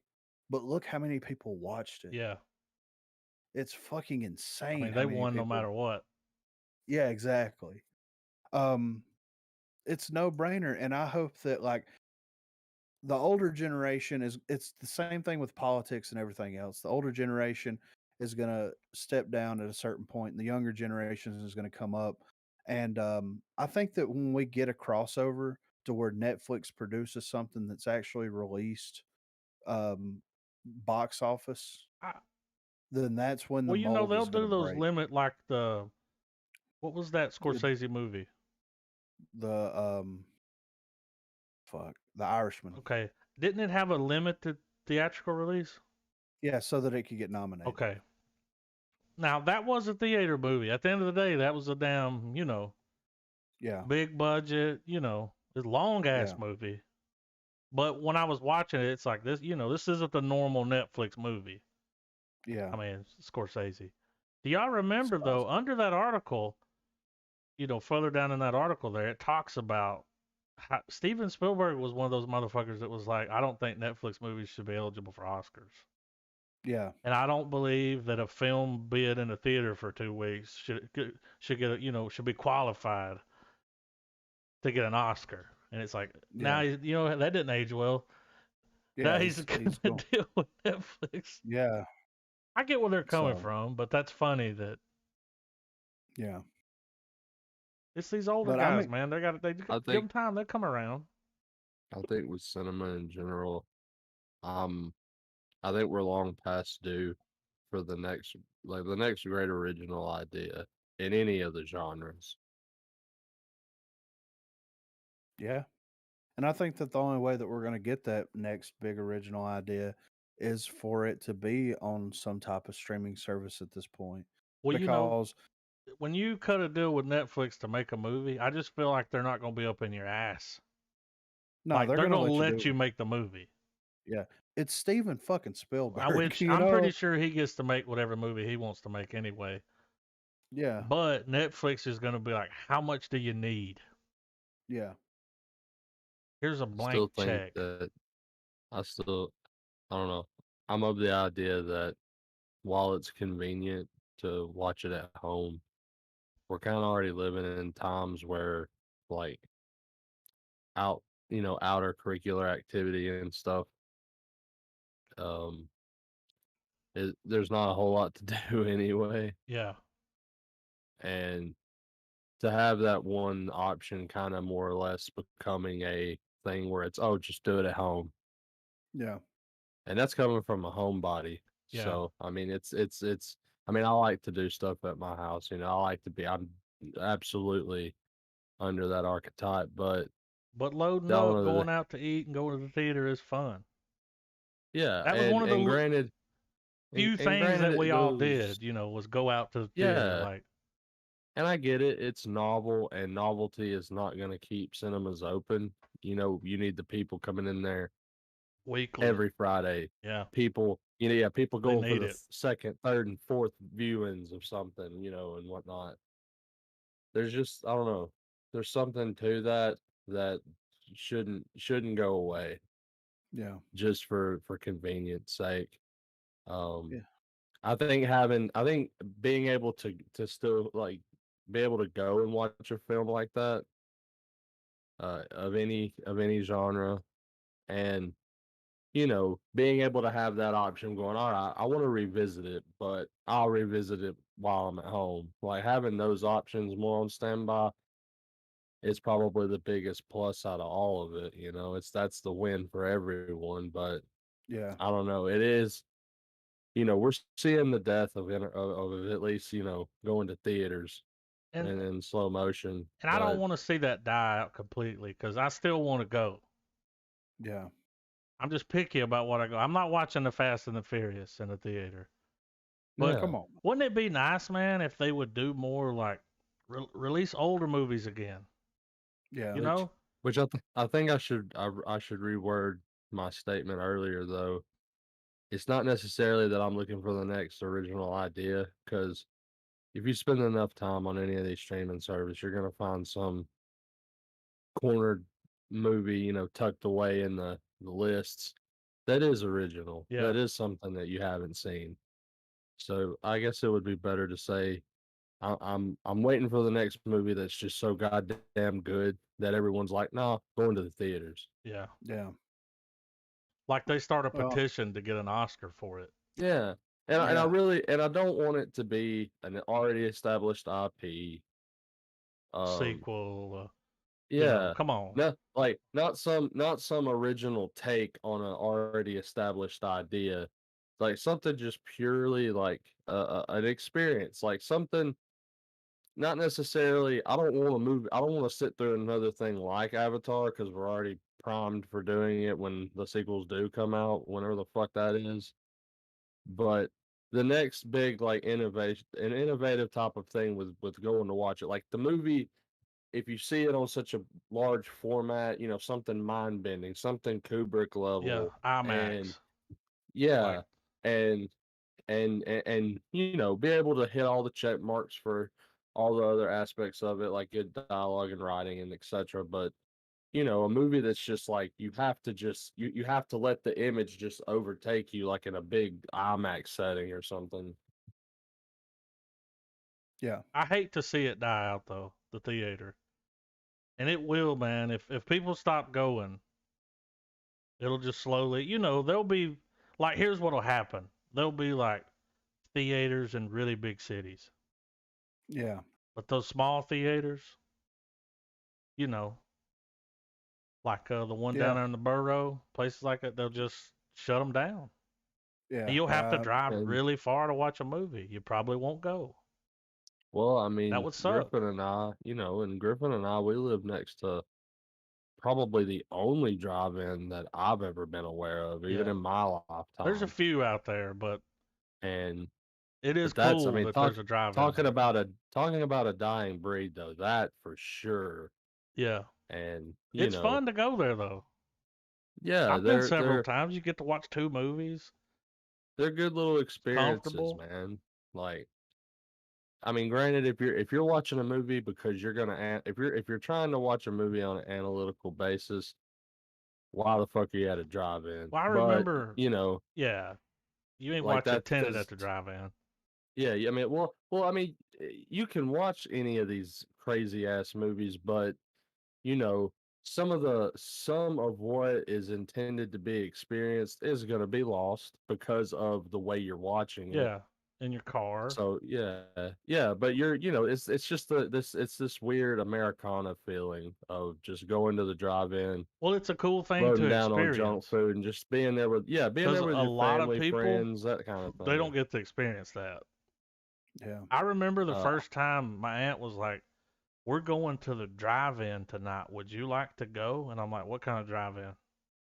What do you mean drive-in? Like the um, movie?" And I'm like, "What? that was Huh?" that was how I watched the volume 1 of Guardians of the Galaxy, and I had a blast, Yeah, dude. It it's was fun, great. dude. It's something different, Yeah. especially if you got a good radio. You know Oh what I'm saying? yeah. Got them Right. subs in the Oh, and back. yeah, that's what's badass is it's it's about as modernized as a drive-in can get, but Won't be honest, food wasn't that bad. It's pretty good. Yeah. I mean it's a good little it's a good little Had place. some I just hate badass this. nachos. It's had some tumultuous It times had in some recent in the years, press. It was. but it's still a All I'm good gonna little say place though is to what happened in the press wasn't gonna keep anybody from around there from going. You know what I'm saying? Like nah, Yeah. it's no. ridiculous that even made it to national news. Right. Really? Oh Have you yeah. been to that drive-in, Griffin? Oh yeah. Yeah. Several times. So how long? Because I went like, dude, when I went, it was uh, a long time ago. Yeah. Long, like at least It opened like 15 when I was in. Yeah, years I was in ago, junior something high, I like. think, when it I mean, opened. I was young, Yeah. and I'm like, and I then had it's heard about changed it in high hands school, since but then, right? Like it isn't the same. I never had a chance to go though. I I mean, didn't I even dude, know it was out there. I mean, it's in the I weirdest got to place see the ever. fucking the fucking trailer for Man of Steel, and that went back in like 2013, I think. And see, that's something like going to the movies. You're like, they got to make it Like, something. Those people had a good idea. They were like, I why really don't we? wish I could have watched all of the DCEU in the drive-in, because in hindsight, that would have been really awesome. Yeah, Yeah. as long as you ain't sitting in the back seat, Yeah. you know. Right. That'd be the thing. I had a front seat, so I was sitting pretty, you know. Yeah. But it was comfy, and I Yeah. was surprised because I was like, it's probably gonna smell like exhaust. Because Nah. people were running their cars. I mean, you won't run your air. Everybody had their windows rolled up. Like, Yeah. I liked it though, man. I was like, that. You know, that's just something. Like I said, people don't get to experience that. Yeah. Like that's gone, Yeah. and y'all got to drive in. Like, right? Is it still open? I think I mean, so. dude, if anything, they should have done well during COVID because you sit in your car. Yeah. Yeah, Right. I mean, Yeah. and you get to watch 2 movies. Yeah. For the price of a half of Well, they one. charge you just for the vehicle. Don't matter how many people's in it. for the Yeah. price of one adult admission in most average theaters, you could have a carload of people, more Go or in less. there and you're sitting in the car, especially if you got the windows rolled up. You're not gonna have to worry about, hearing people talk. Piss, Yeah. Go into the drive-in in the fall and early spring, Oh where yeah, you still had good cool it's not nights. hot. Not a lot of humidity, but it's not cold enough to start frosting over. To me, that was always when I had the best viewing experiences. I tell you what would be fun is like go to the drive-in to watch like a horror movie. Yeah. Yeah. Because that just seems, horror movie drive-in. Dude, that's where that's where my wife and I watched. It was one of the zombie Halloween films. It was the one that's where he's out in perfect. It's the one where he's out in the field and Cornfield? it's dead silence and he's just all you hear is him stabbing the shit out of that victim. Yeah.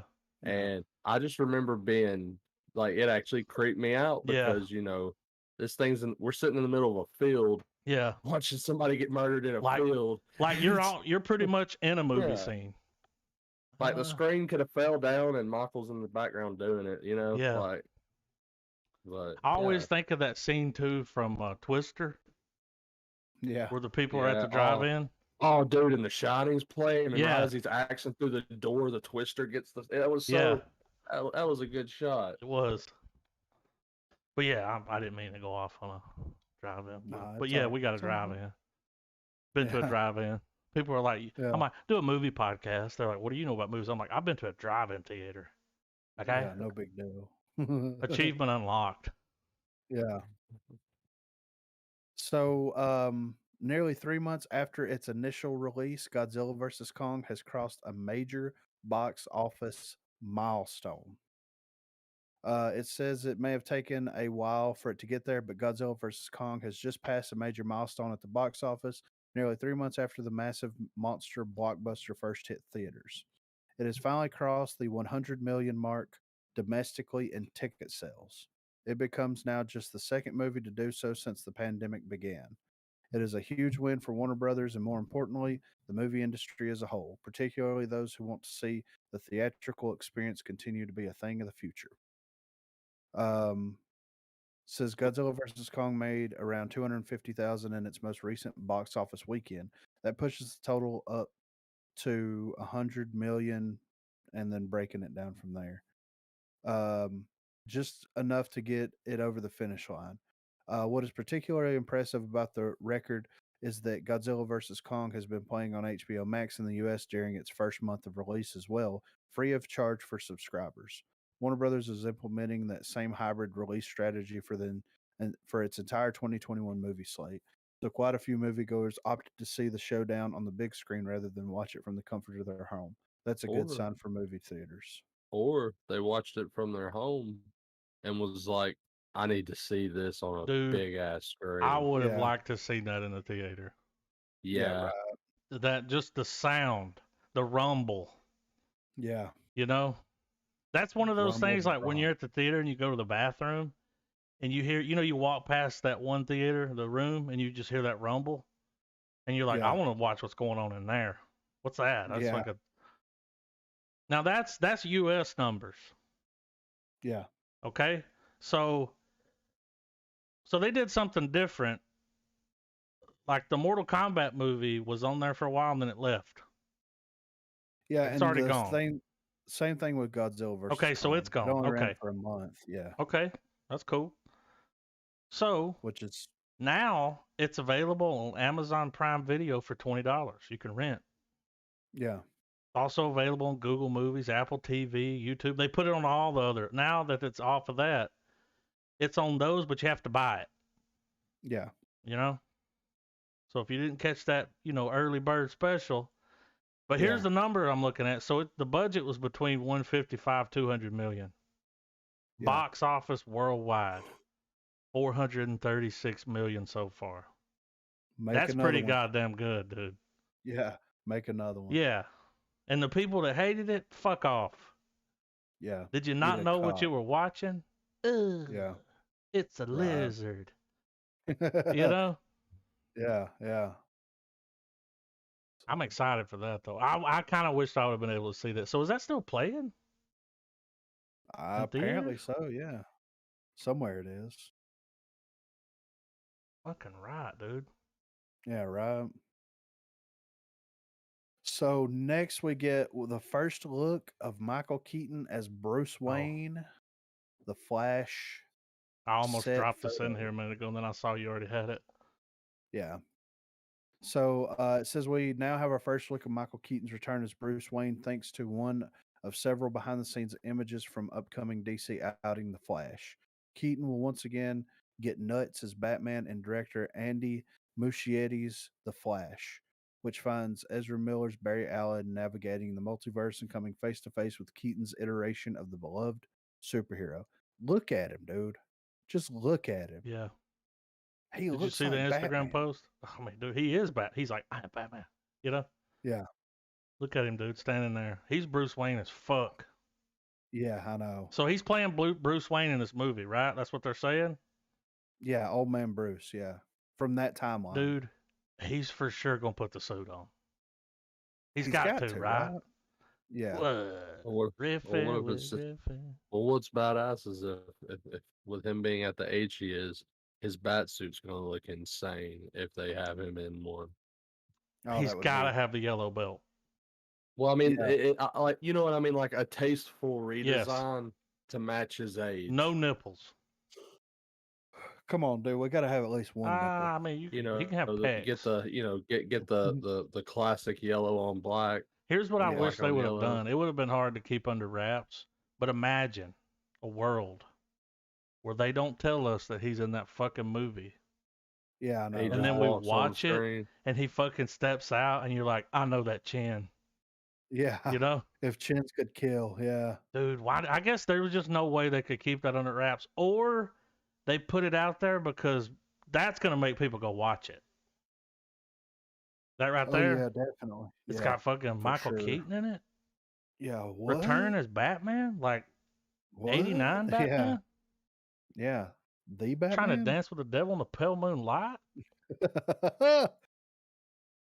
I can't wait for that movie. Who's directing that movie? I mean, not directing. Muschietti. Whoa. Maybe did it. Oh, shit.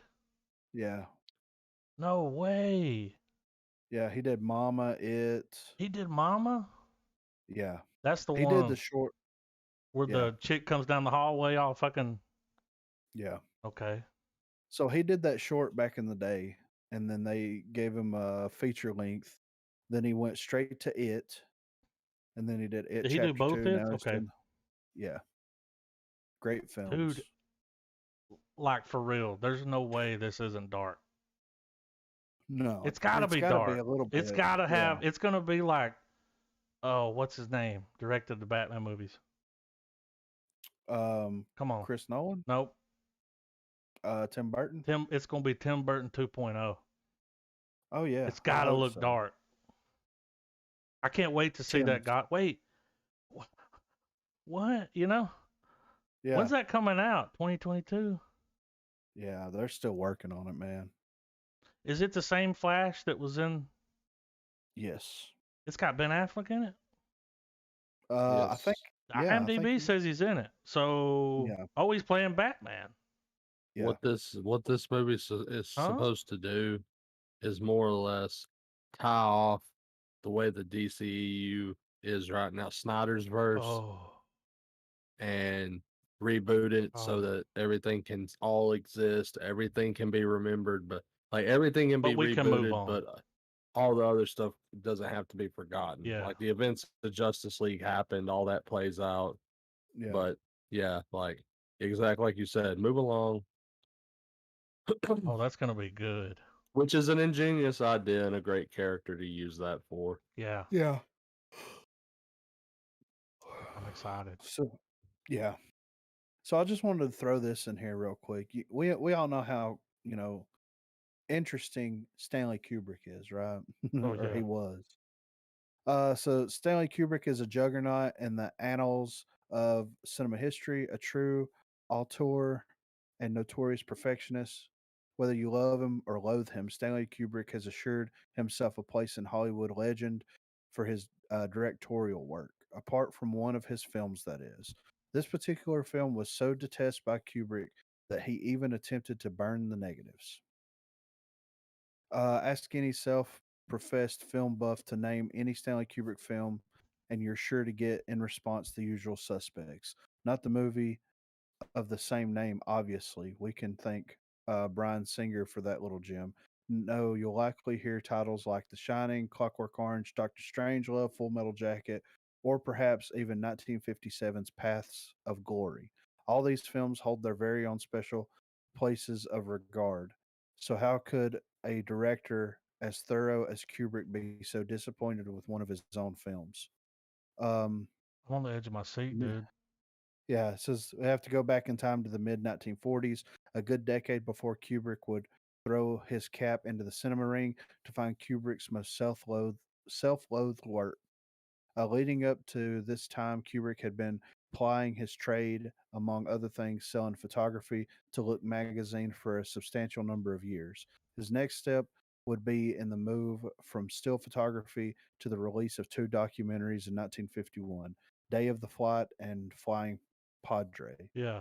Both of these efforts financially paved the way for Kubrick to fund his first feature length project, Fear and Desire, in 1953. Um, so far, so good, you'd think. Photographer moves into short films to fund his first major picture. Fear and Desire is a movie that clocks in at just over an hour's runtime.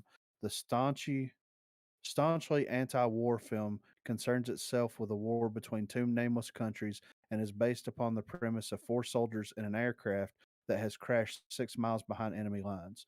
The soldiers in the film encounter a local peasant girl, infiltrate an enemy base, and assassinate a general, with two returning home safely to ruminate how no man is truly made for war.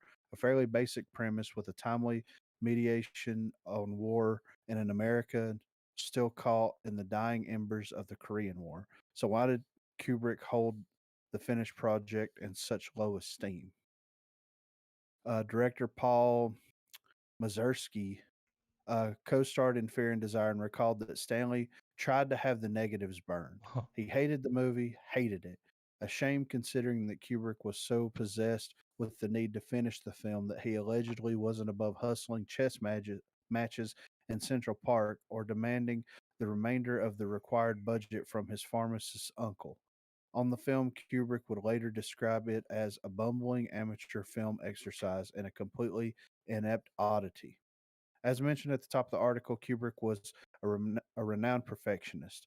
His well known and much publicized mistreatment of Shelley Duvall on the set of 1980's The Shining is an uncomfortable reminder of this. It is, however, of certain interest that even a Hollywood giant like Kubrick is capable of feeling embarrassment rather than pride at his early work. Even the perfectionist come what may. The news originated in Far Out magazine. So he fucking hated his first film so much that he just wanted to fucking destroy it. Well, he was 25 years old when he made it. Right. So The copyright has expired. It is public domain. okay. It is on YouTube in full, the restored version. Can we watch the trailer for it when we do trailers? Yeah, let's do it. Because I've never heard of this movie. I mean, dude, I didn't even know that he was making movies in the 50s. Yeah, that's crazy to think about, right? I kind of want to check it out at some point. Yeah, I mean, I'm cool with that. I mean, it's just an hour, you know? Yeah. Absolutely. I mean, when do you have a chance to watch new Kubrick? And I guarantee you that we're not going to feel the same way. Yeah. I mean, see, he was 25, dude. He probably hadn't found his groove yet. We're going to see the early starts of the things he's known for, probably. Well, dude, I was flipping out. It's black and white. You know? Yeah. Points, you know? Yeah. It's on Prime Video. If you got Prime, you can watch it. I'd like to check, dude. It's got a 75% on Rotten Tomatoes. That's mighty generous. Yeah. A 76% on Google users. I'm gonna check. What's the plot synopsis? The men are trapped behind enemy lines and they're assassinating, infiltrating, and dominating. Or trying to. Anyway. The first two documentaries he made, one of them was something about boxers. Day in the Fight, boxing history, and then the second one was a war thing. Right. I think. Flying Padre. But I want to check that out. We'll check that trailer out.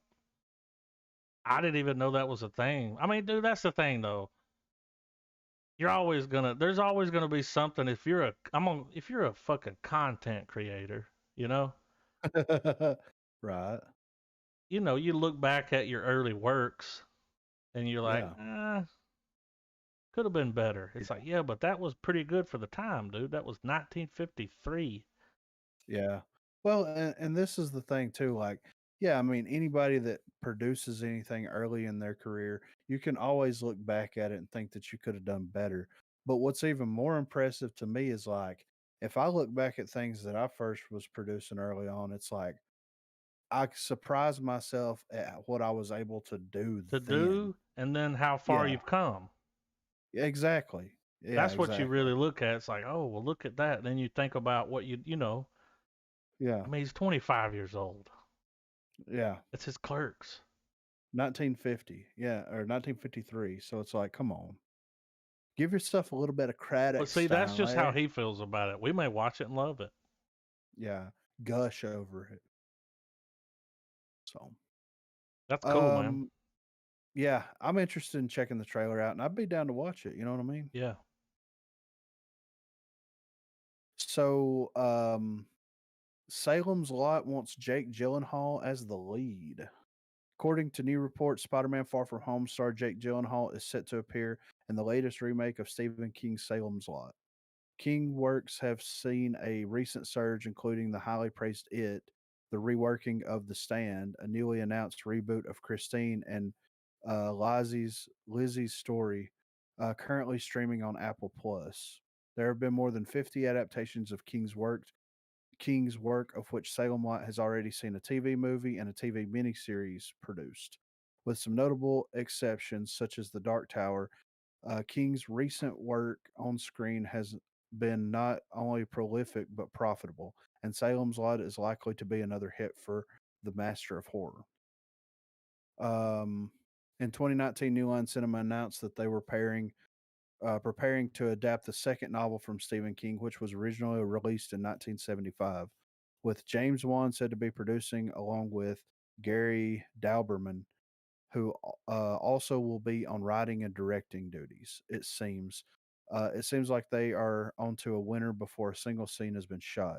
Reports that Gyllenhaal has been approached for the lead role of Ben Mears appeared on the Illuminerdi.com today, claiming that an official offer has been made to the Brokeback Mountain actor to appear in the role played by David Soul in the 1979 movie and Rob Lowe in the Mm-hmm. 2004 miniseries. Um, while other casting news is still sparse, it is thought that the James Bond franchise latest Blofeld, Christoph Waltz, is heading the Ooh. running to play the villainous Straker. If they fucking cast I that mean, character as if they cast Christoph Waltz as yeah. that character, dude, holy fuck. I have a Um, DVD copy of Salem's Lot, and I know it's a mini series.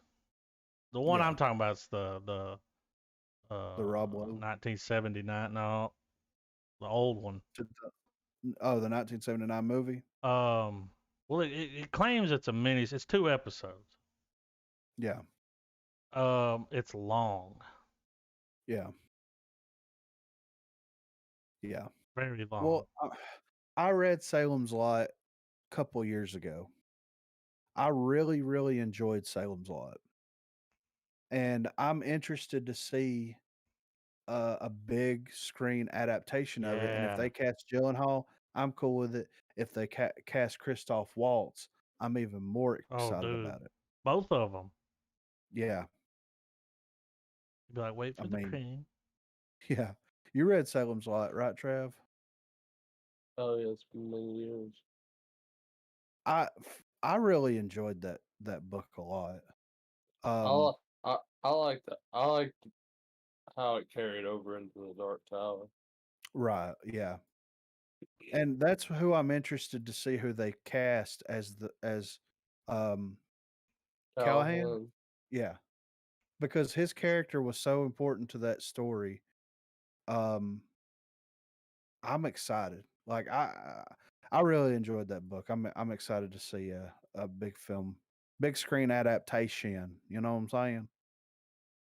So, Lastly, we have the Peter Jackson's The Beatles Get Back documentary Which series. I was gonna say before we move on, I think there's a really good opportunity to actually make a horrifying vampire film because if I remember correctly in the book, fucking Barlow whoops Callahan's ass repeatedly. Yeah. Oh yeah. Well, in that old movie, that motherfucker looked like Nosferatu, dude. So, like, he just keeps fucking on him throughout the book, dude, and just like, it did a good job of making the stakes. No pun intended. I see what you did there. Made the stakes high, you know. But yeah. Anyway, sorry, I just wanted to bring that up. I mean, who would you cast as Callahan? Russell Crowe. Ooh. I like that. I like Preacher. Trav, what's your fucking score, dude? What's your score on Quick and the Dead? Yeah. Oh, it's a star, man. It's so fucking good. Probably the most ridiculous performance of Leonardo DiCaprio's career.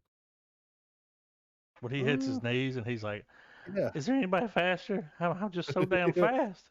Dude, No, when he's laying there dying, just all of the, and he's like, she was like, "You're so fast."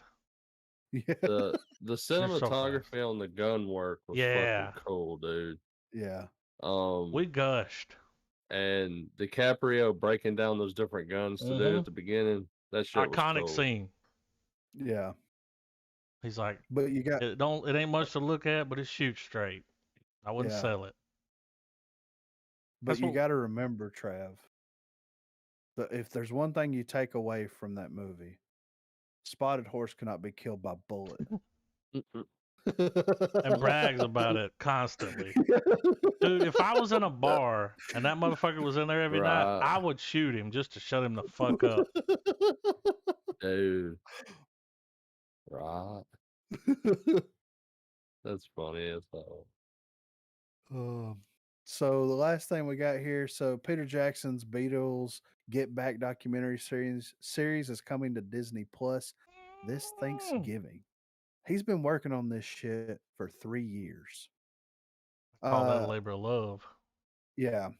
It's a 6-hour documentary about British pop group, the Beatles. Would you consider the Beatles a pop group? When they first came out, that would be considered pop, what they were playing. They wrote pop songs, man. But their as they got artistry older, is much deeper, and they have a lot of depth to their discography. But yeah, they wrote pop. When songs, they first came out, it was definitely a pop group.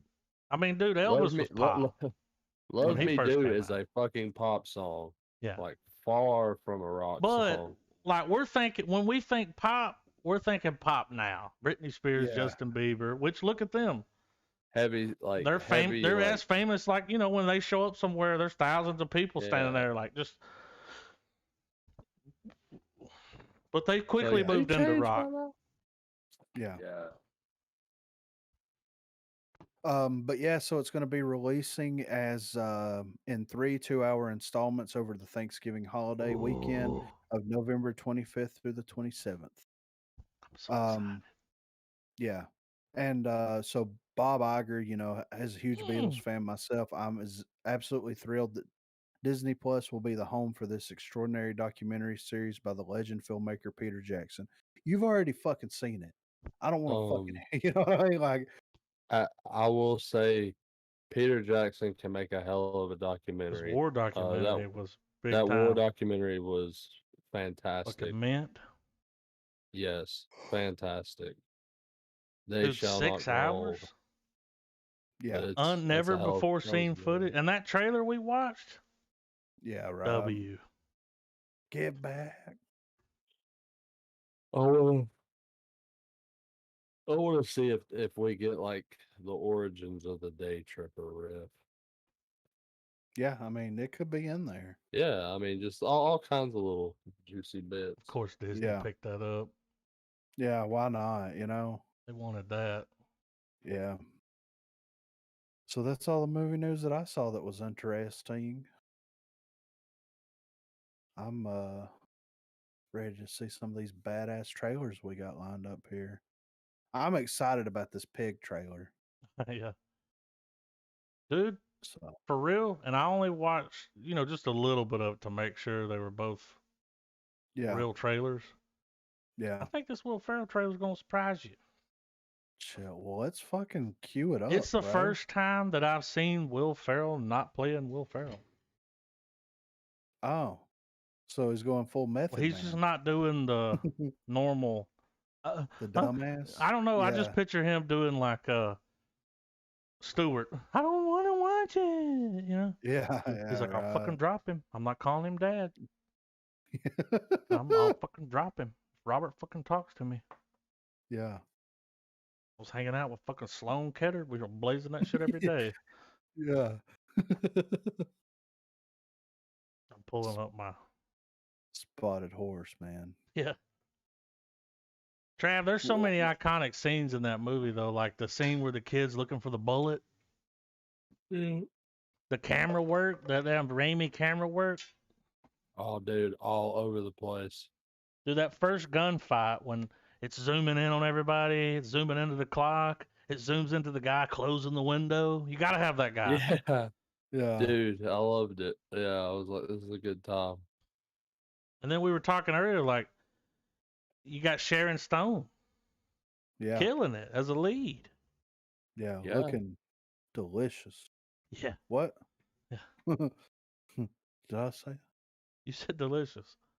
Oh, Um, sorry. Here's I something still I think- noticed while I was watching the I movie. still- Go I ahead, was man. saying, this movie also solidifies the fact that Gene Hackman Kills is the it. ultimate villain actor. Kills it. Yeah. When he Like, gives them could that you speech. Yeah. Yep. Well, Oh, could you imagine if that version of Hackman played Lex Luthor? Oh my God. Yeah, you know? it was ruthless. Box Yeah. it up and let's take it to go.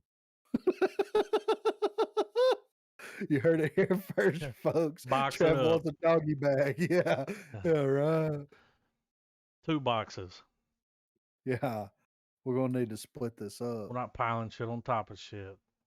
Yeah, I'll fuck finish this that. at home. While I'm pulling up the trailer, Pewter. Y'all remember when she busts in that room and they're in there beating the shit out of him? Yeah. And then she grabs him. They're like, "Hey, that's his prisoner." And she takes him, and all she does is lock the door and takes him in the other room. It's like they could just kick that down, and then you don't hear him anymore. Please tell me y'all pointed out, y'all talked about the scene where it's still early in the movie, but she wakes up on that barrel of dynamite. Oh, well, fucking. It's just fucking there, and he's like, if I don't sleep on it, they'll steal it. Yeah. Yeah. Little Leo. He's like, "You fucking had a good time last night, didn't you?" She's like, "Last thing I remember, you was puking behind the building. Shut the fuck up, dude. You didn't bang nothing."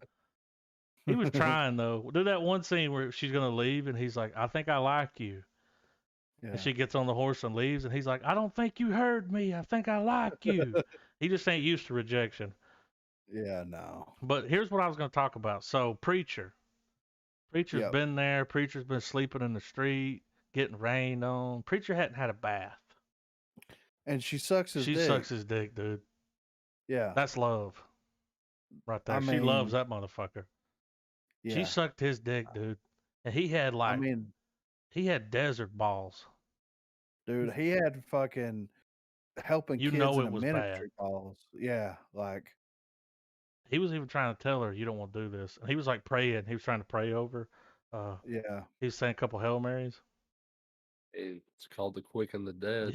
That's a dirty nut sack, though, dude. Yeah. Because that libido ain't going anywhere. When I was watching that, I was like, ooh. And then I'm over here like, I wonder how many people thought about that when they saw that. Yeah, right. Dude fucking stinks. Yeah. Like, do it the French way. And they're like, I did it before. It's gross. All right. First trailer. Y'all ready? Shrink Next Door. Yeah. All right, It's here we got go. Paul Rudd in it. It Okay. does. 3, 2, 1, play. awkward, you know? Yeah.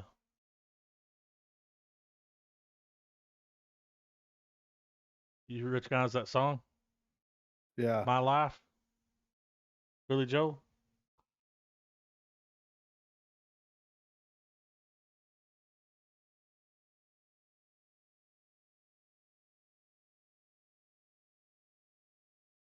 Fine.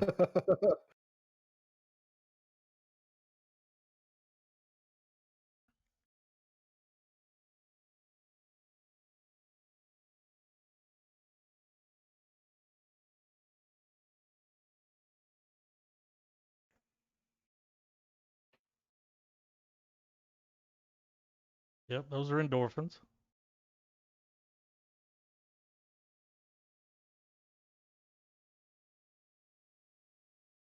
Pony Boy. Agatha.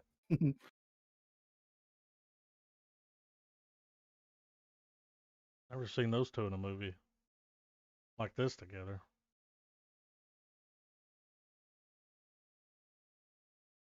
So is Paul Rudd a bad dude here?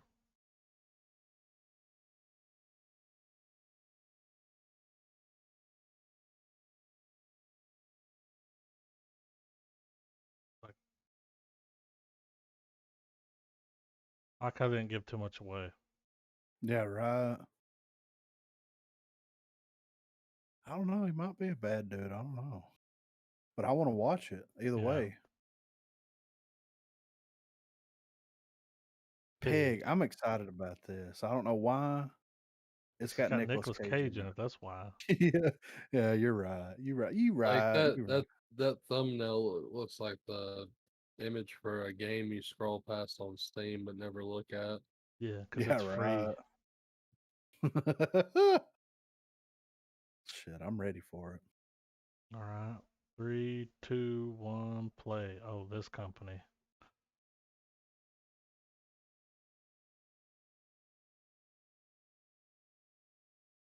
That'll do, pig. Is this Babe? I think so. It's a darker version. Truffle.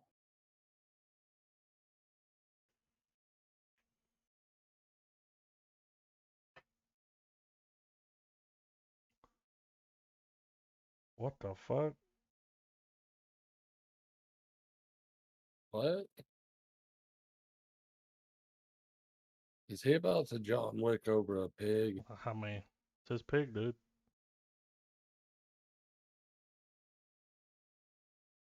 Where they filmed Sweet Tooth.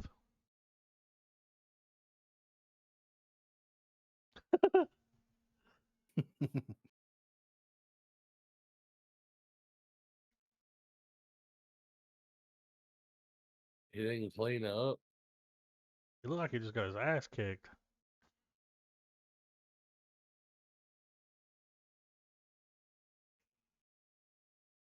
Does somebody want to eat it because it's a truffle pig? Maybe. They're like a good pig. Oh, he finds truffles.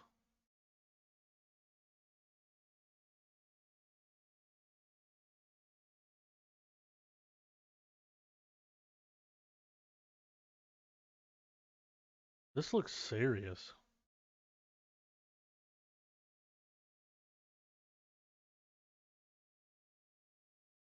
I'm not seeing any like exquisite acting yet. Uh-oh, here it comes.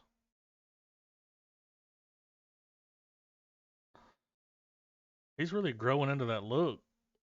Yeah.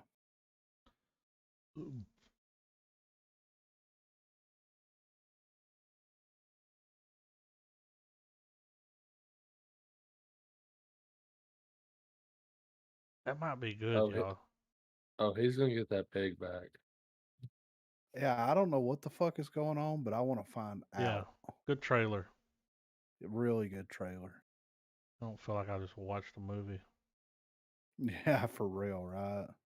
Nicolas Cage most. Let's see, what's he doing? I'm looking for a truffle pig. Yeah.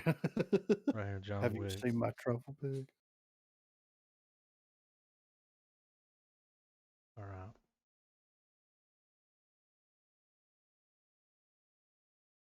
I'm excited about the Suicide Squad trailer.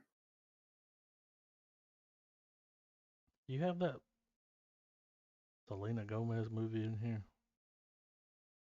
I think so. What's the name of it? Only Settlers? only murders in the building. No. Came out today. I'm gonna put it in here.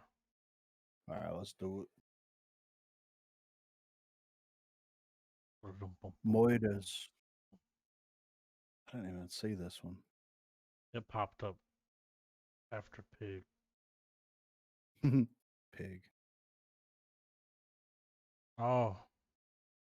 Suicide Squad. All right, y'all ready? Oh yeah. 3, 2, 1, play. They're gonna drop a trailer every week, ain't they?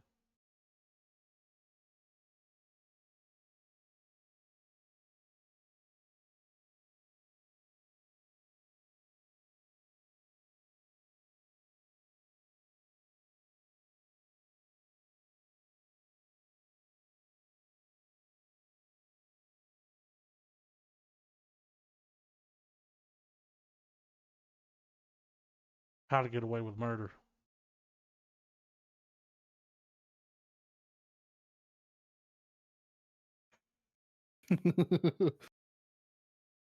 Falula board. Dude, each trailer has a different vibe.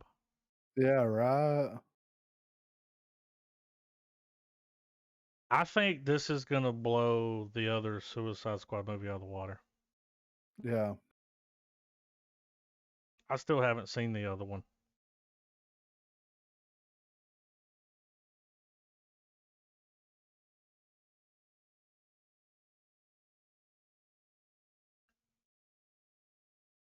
Like this looks dark. Yeah. Dark humor.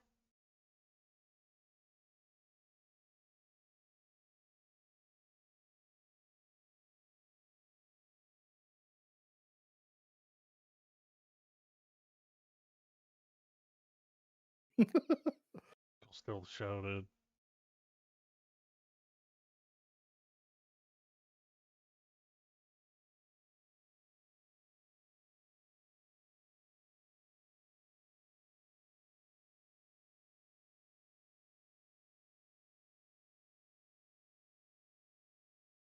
So with this movie, we're just acting like that other one didn't come out, right? I think that they might hit on it, Okay. but They might make fun of it. Amanda If I tell you Waller, that. the same person. Yeah, well, a bunch of them. Yeah. Oh yeah. I mean,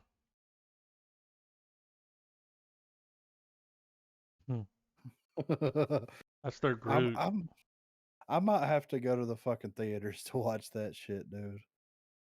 It looks Bird. so stupidly good. You know what I mean? Like it knows exactly what it is. That other movie was like, we're gonna be Recut super after dark the and trailer serious. fucking got a lot of hits.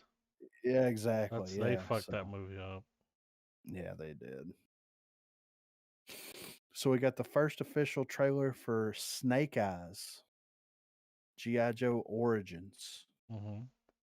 So, Took a while to make we'll another see. one, didn't it? Yeah, right. Well, they've been working on this one for a while. Like 10 years. Yeah, It's somewhere been a around there. while. It's been a while. Yeah, yeah, right. All right. 3, 2, 1, play.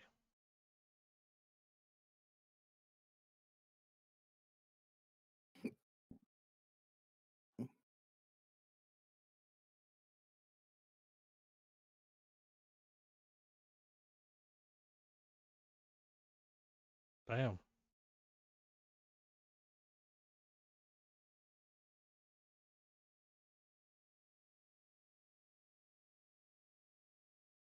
Ooh. I already like this.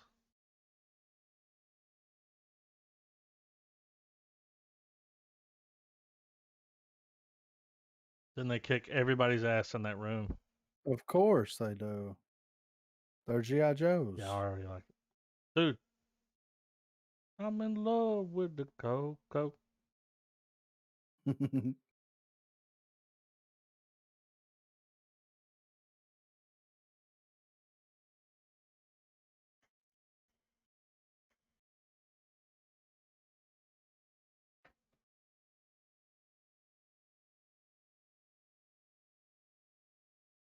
This has got better vibes, dude. Yeah.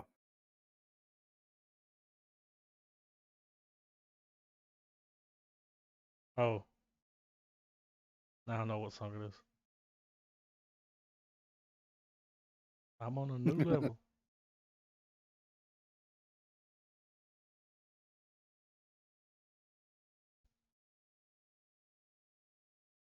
If you survive, you get to be a G.I. Joe.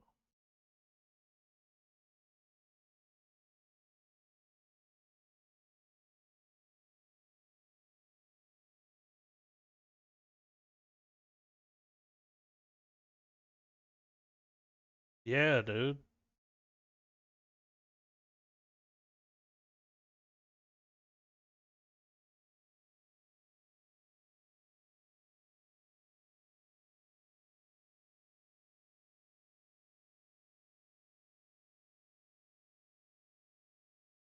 This shit looks way better. Yeah. I'm talking about. I'm on a Yeah, new level. that doesn't look It's like a bad at fucking all, G.I. Joe movie, you know? Yeah. The one we've been waiting on for 40 years now. I'm on a new level. He said, Joe bed Bell. bugs in the motel. This has got Markey Mark in it, dude. What? Transformer. No. Call me Joe Bell. My favorite food's Taco Bell.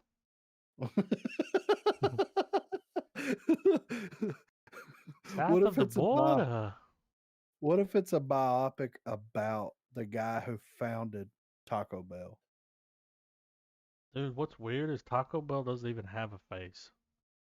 Like who? Yeah. I'm gonna look that up. Now I need to know that. I need to know.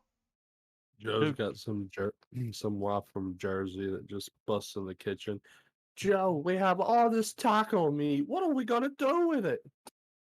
yeah, south of the Calm, border. yeah, I calm have the down, perfect Florence. I'm gonna idea. make a quesadilla.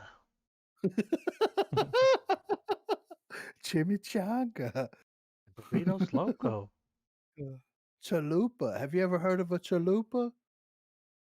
Doris, have you ever heard of a chalupa? No. Yeah, I'm ready All for right. it. Let's check it It's out. gonna have nothing to do with Taco Bell. I know, right? But I wish it did. Yeah, for All real. right. 3, 2, 1, play.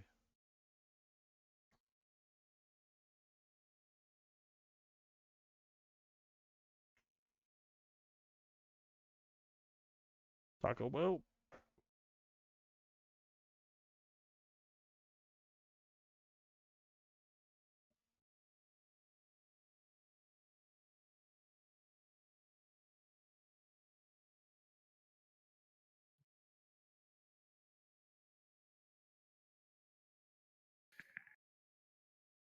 Okay. He's getting picked on because he's different. Yep. Uh, why is that? I just said because he's different.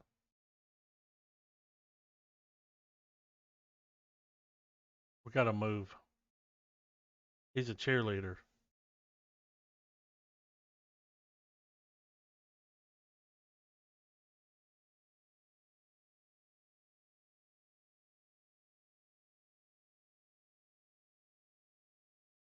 You're right.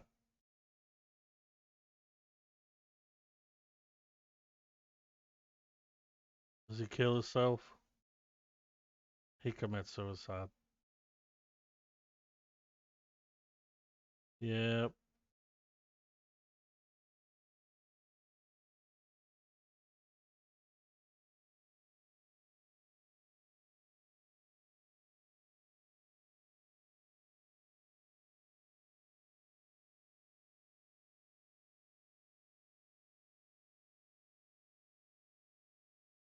I was running.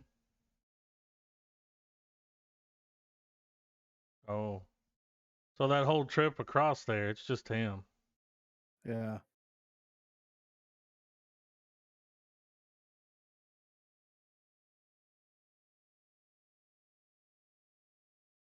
Didn't expect Marky Mark to do a movie like this.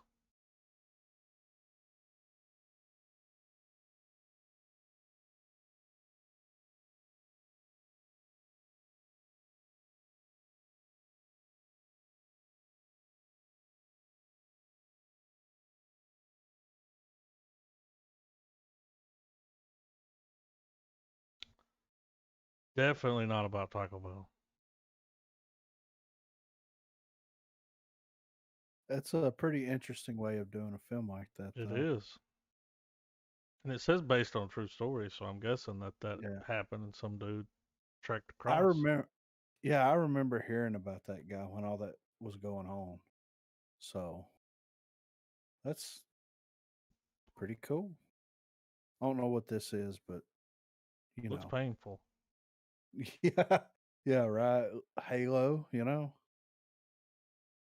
I'm ready. Feels like I was named by Hank Hill. Called it time. The top comment says, I've never seen anything so made for adults. Yeah. Let's All see. right. All right, here we go. 3, 2, 1, play. That company. Neon.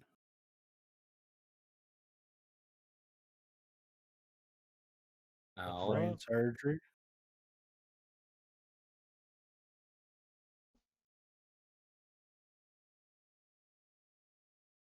Cruise, car, time, sun, Pussy. I mean, twerking, flowers opening and Twitter. closing, hive mind, Blade Runner, mozzarella.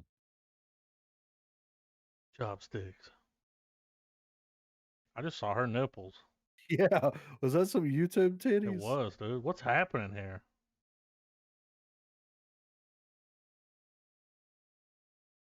See, that's how you do a trailer, man. Well, I mean, that's why you don't smoke spice, kids.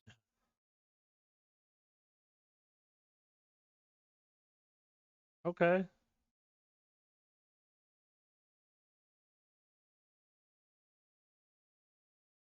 Oh, me see more. I have no idea what's happening. It's a drug movie. More titties, dude.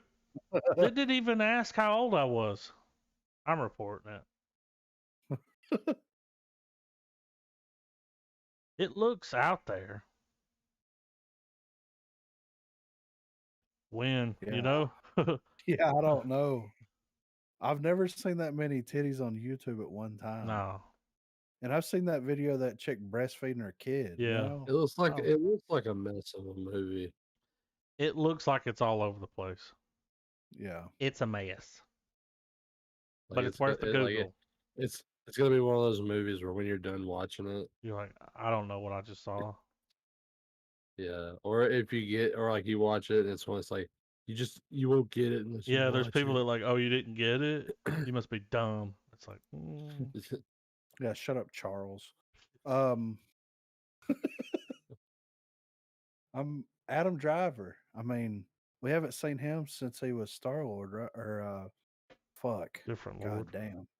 Yeah, Sith Lord. Yeah. Fucking Kylo, Yeah. Kyle Lord. Yeah, Kylord. So I'm interested to see what this is. I love Is it going to like be Adam Driver movie? Yeah. Amazon Prime. Is it going to be a love story? Y'all want to call it now? Sure. Yeah, I think it's a love story too, probably. I think he's going to kill her. That's the real love. I You love think someone that so somebody's much about to that you climb can't a let 'em go? tree. Okay. Can't let them go. It's like, if I can't be with you, no one will. Yeah. Die, bitch. It's like one of them's gonna be you, quirky, the other's gonna be like uptight, and they're gonna learn about loving themselves a little bit. Oh, it's dude. Look at the screenshot. It's a love story. Let's check it out. Let's see. All right, here we go. 3, 2, 1, play. Looks like a dick. Yep. I think it's a love story. First time I fell in love. That helmet doesn't fit his head. Does he have a weird mustache? She's famous.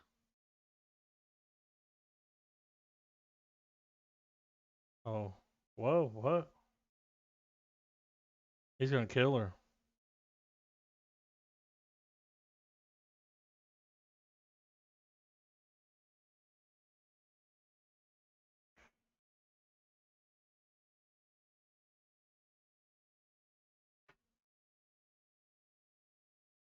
Huh?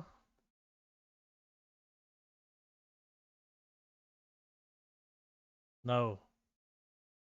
So they're doing like a play? Oh. We watched the trailer for this. It wasn't this trailer, but we saw him with that baby on that balcony. Yeah. That's dude from Big Bang. Yeah.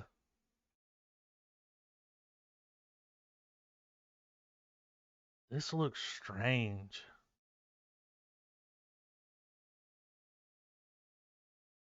Really strange. Like, the person that wrote this, he had a script for like a regular movie. Like the person that wrote this movie only, and I mean only, drinks IPA.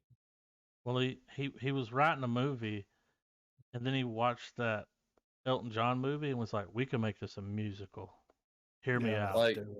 Like he spends more time reading books than watching movies and writing movies. We saw a teaser for this, but I think this is a full trailer now. Classic horror story? Yeah. Yeah, let's fucking do this. Yeah, it's a full-blown trailer. The teaser we saw, they were just dragging like an axe or something on the floor, and then it just cut off. Yeah. So let's go. Dude, with a name like that, yeah, it better hit all the high notes. For shizzle, my nizzle. For cheesy. Yeah. Let's check it out, 3, man. 2, 1, play. Classic. Yep. Because remember when we saw that, I was like, Midsummer. Oh, there's that.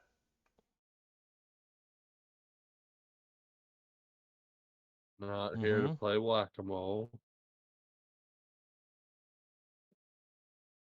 I like that. Found footage.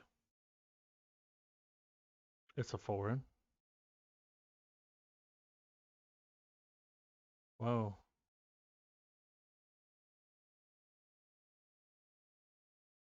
The fact that it's a foreign, I have more faith in it.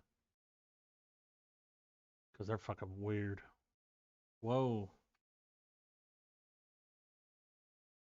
Here we go to classic horror story. Yep. This is what happens when you take the not go in that house. It's like the feature-length version of No One Knows by Queens of the Stone Age. Why don't they leave? Like, as soon as you walk in that house and see those paintings with those candles, it's time to go. I mean, what the fuck? Looks like they're about to get a good... They're about to witness the coolest band practice ever.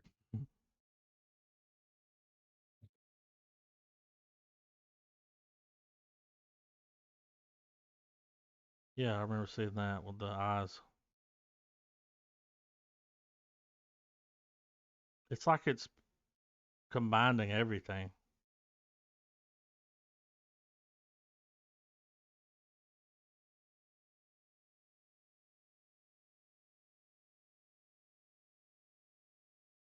It's the Midsummer Kid. Look, dude, this might be good, y'all. It might be just weird enough. Like, yeah, I'll check it out.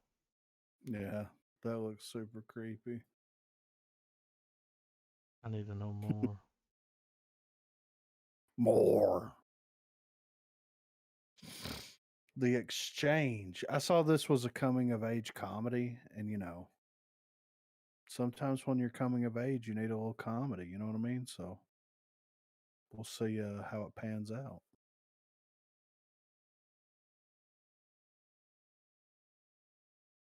Is this the Goldberg movie? Is the Goldbergs? No. Oh. I thought you meant like not the Goldberg wrestler. is and somebody's getting speared. No. That's what I He didn't look like that when he was growing up, but it it looks like it takes place in the 80s. Yeah, right. You ready? Shit, I'm ready. 3, 2, 1, play.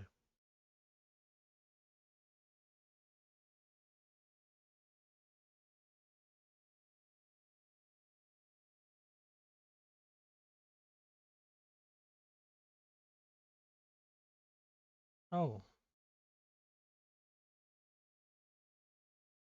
Huh? He's going to show up and be like the coolest motherfucker ever. Yep. I'm going to teach you the ways, Padawan.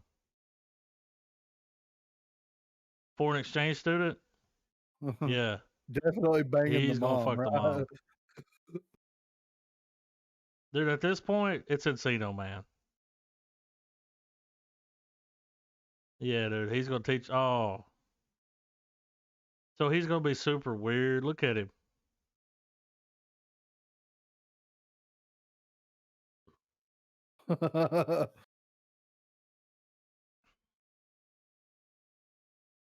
Stop speaking.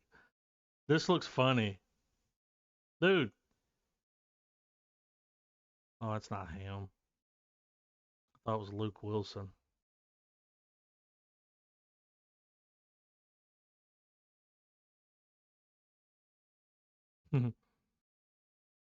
So he's going to show up, be super weird. Everybody's going to love him. Yeah.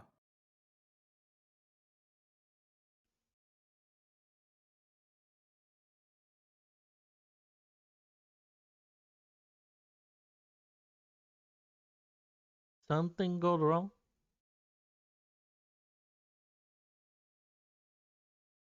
Yeah.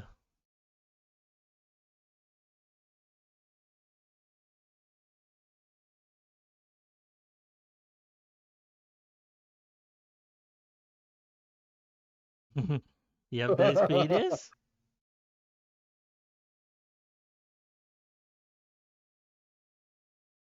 Looks funny, man. Yeah, it does. Travel with porn. Like, teacher pregnant? Stefan. We all travel with porn now, if you think about it. Oh, with your phone?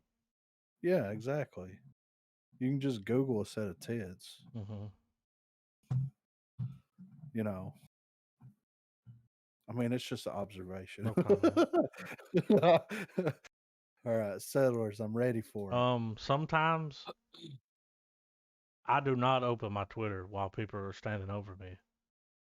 I mean, you can't. Sometimes I'll like today I had to open Google and look for something, and I was like, God damn, what's the last thing I was looking at?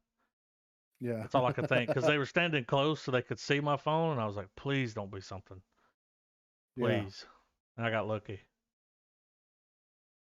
You got to close that shit when you're done with it, you know? Yeah. Duck, duck, go. Let's go. 3, 2, 1, play.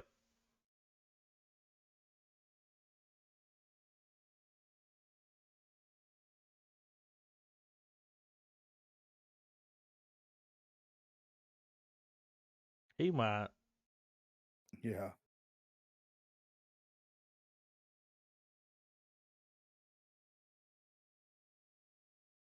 Ooh. Interested. Are we on Mars? I believe so. Yeah, look at this.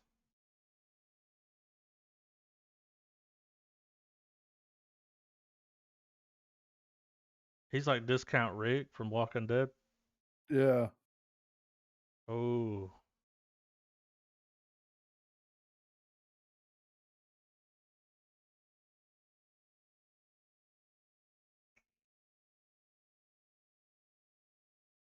I'm kind of in on it. Yeah, right.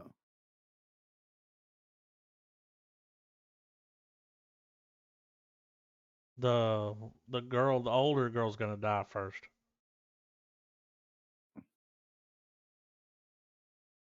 Oh, the dad dies first.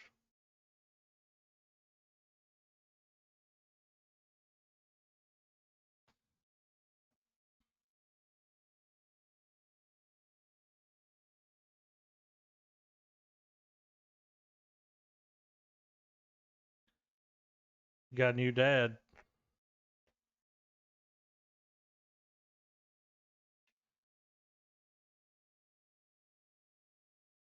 Kind of got that prospect kind of vibe, you know? Yeah.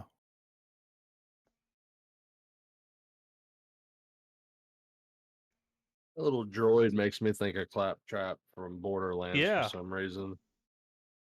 Y'all see that force field so they can breathe? Yeah. Speaking of Claptrap. Yeah. I'm going to bookmark that. That's interesting. So, that was the guy the dad was shooting at. Dad leaves, he kills him, swoops in. He's like, there's a woman here? Yeah. My name is Ski. Stefano. You know? Stefano. Space. Birthday cake. We talking about Claptrap. Bobby Lee, I listened to the Bad Friends podcast with him and Santino from Dave. He went to Hungary to film a movie for 6 weeks. Bobby Lee? Yeah. Y'all know Mad TV Bobby Lee? Yeah. He just got back and they dropped an episode yesterday. He was in Borderlands. No shit. Yeah, he talked about, you know, when he got there, he's like, okay, now I can say what I was in. Like, it was Borderlands. He's like, I got a small scene. But I was like, oh, that's cool. Yeah. Yeah, I'm cool with that. He said that when he got there, dude, he got a letter in his hotel room from Jamie Lee Curtis. What? And then he read the letter and it was like, lunch tomorrow. That's all it said. What? And then he got a text message from her that was like, we're going to meet at this time at this place. And Andrew Santino was like, how'd she get your number? And he's like, I don't know. She's a celebrity. They got their ways, you know? They should get everything they want. Dude, he said she was so fucking nice. That's awesome. He said he went back to her hotel room with her. Now, they went out to eat. It was several people that met to eat. But she had organized it, wanted to meet with everyone, get to know them. But he's like, I like follow her back to her room and sit on her couch with her and talk to her for 3 hours. I mean, you know, she seems nice. Yeah, yeah. But yeah, he's gonna be a Borderlands. Awesome. Yeah. That's cool, man. The birthday cake? Yeah. It's got fucking Ewan in it. Ewan and Val Kilmer. Yeah, and Fat Kilmer. Val Kilmer. Yeah, Val Kilmer and Ewan. Val Kilmer. Turkey neck. Okay. 3, 2, 1, play. It's got Gay Perry.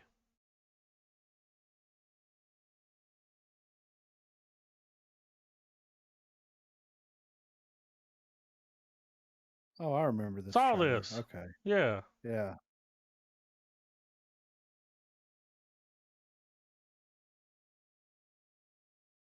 Go get us a candle, Dewey. He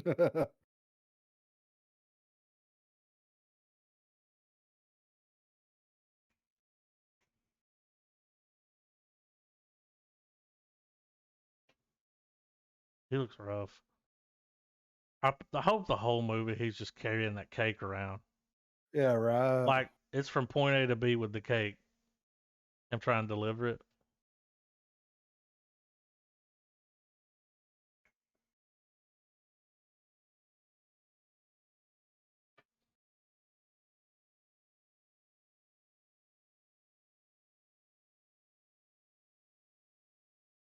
I mean, dude, surely Ewan. It's got a few people in it. Yeah. Like him. Don't know his name, but.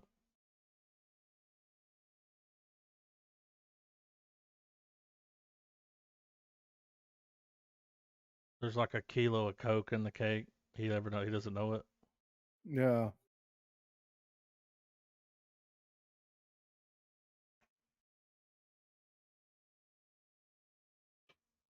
Dude, the dude, the cook from Waiting. Yeah.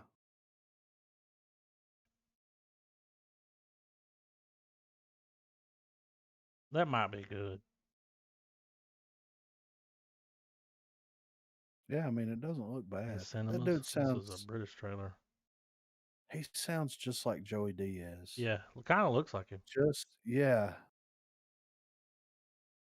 He's like the discount Joey Diaz, you know? Mm-hmm. Like they should just use Joey Diaz. Yeah. He'd be like, listen, Yeah, cocksucker. you got the You got birthday a cake, birthday cocksucker. cake. Yeah. Yeah, Yeah, exactly. here, take this J-Bo Joe. Yeah. Lee. Yeah, the Flying Joe. Lee's like, oh, Yeah, the no, birthday Joey. cake. Yeah, camera angle. Could you imagine trying to upload a podcast and be that fucked up? Nah, dude. Upload the Nah. wrong episode. You upload the episode backwards. I don't know how that happened, Joey. Lee, You I'm hear gonna what this choke you in the cocksucker bathtub. did? Yeah. You get mad, you know. You hear what this cocksucker did the other day? He went to put the podcast. He put the podcast. It's like, Joey, calm down. All right, Stanley Kubrick. Are we doing this one next? Yeah. Check out Let's that do top it. comment 7 years ago. So that's well known footage. I mean, information that he didn't like it. Yeah. Now this is the Blu-ray trailer. Yeah. Let's get it. Let's check it out, man. 3, 2, 1, play.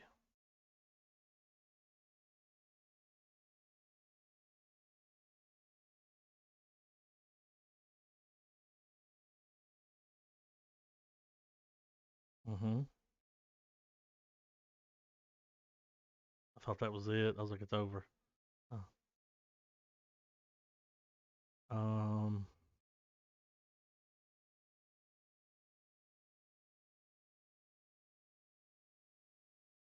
Mm-hmm.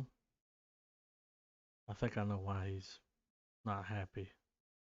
Yeah. He's like, my first movie was a little rapey. A little.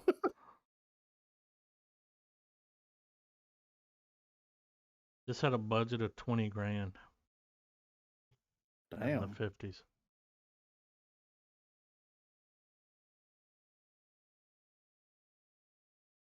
We got some good shots. Yeah.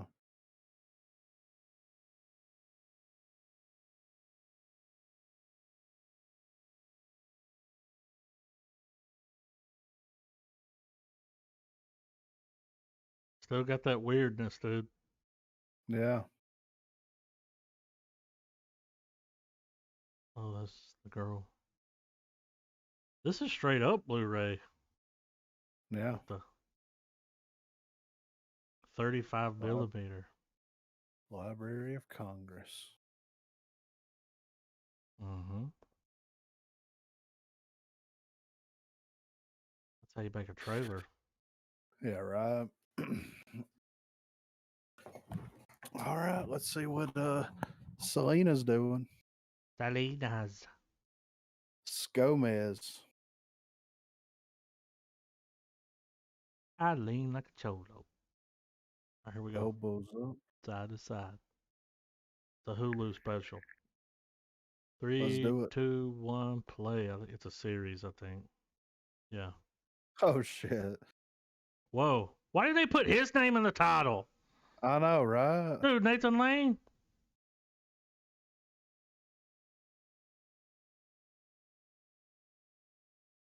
Dude.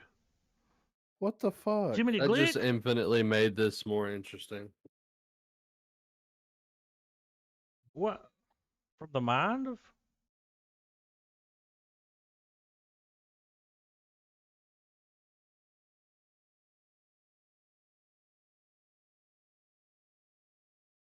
Why did they use her name? It doesn't even say in the description.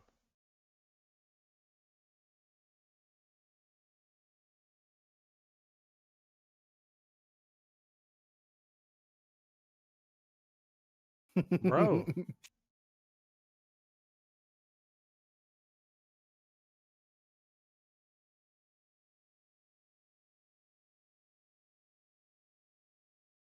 Yeah. So did he? It said from the mind of. Did he create this show?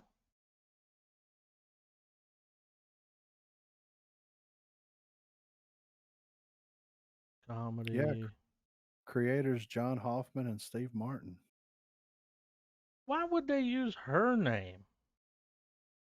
Because she's the most, what would be considered the most relevant. Ew. I mean, to not us. I mean, they could have put Steve Martin or Martin Short Yeah. Oh, or dude. Nathan Lane. All three. Yeah.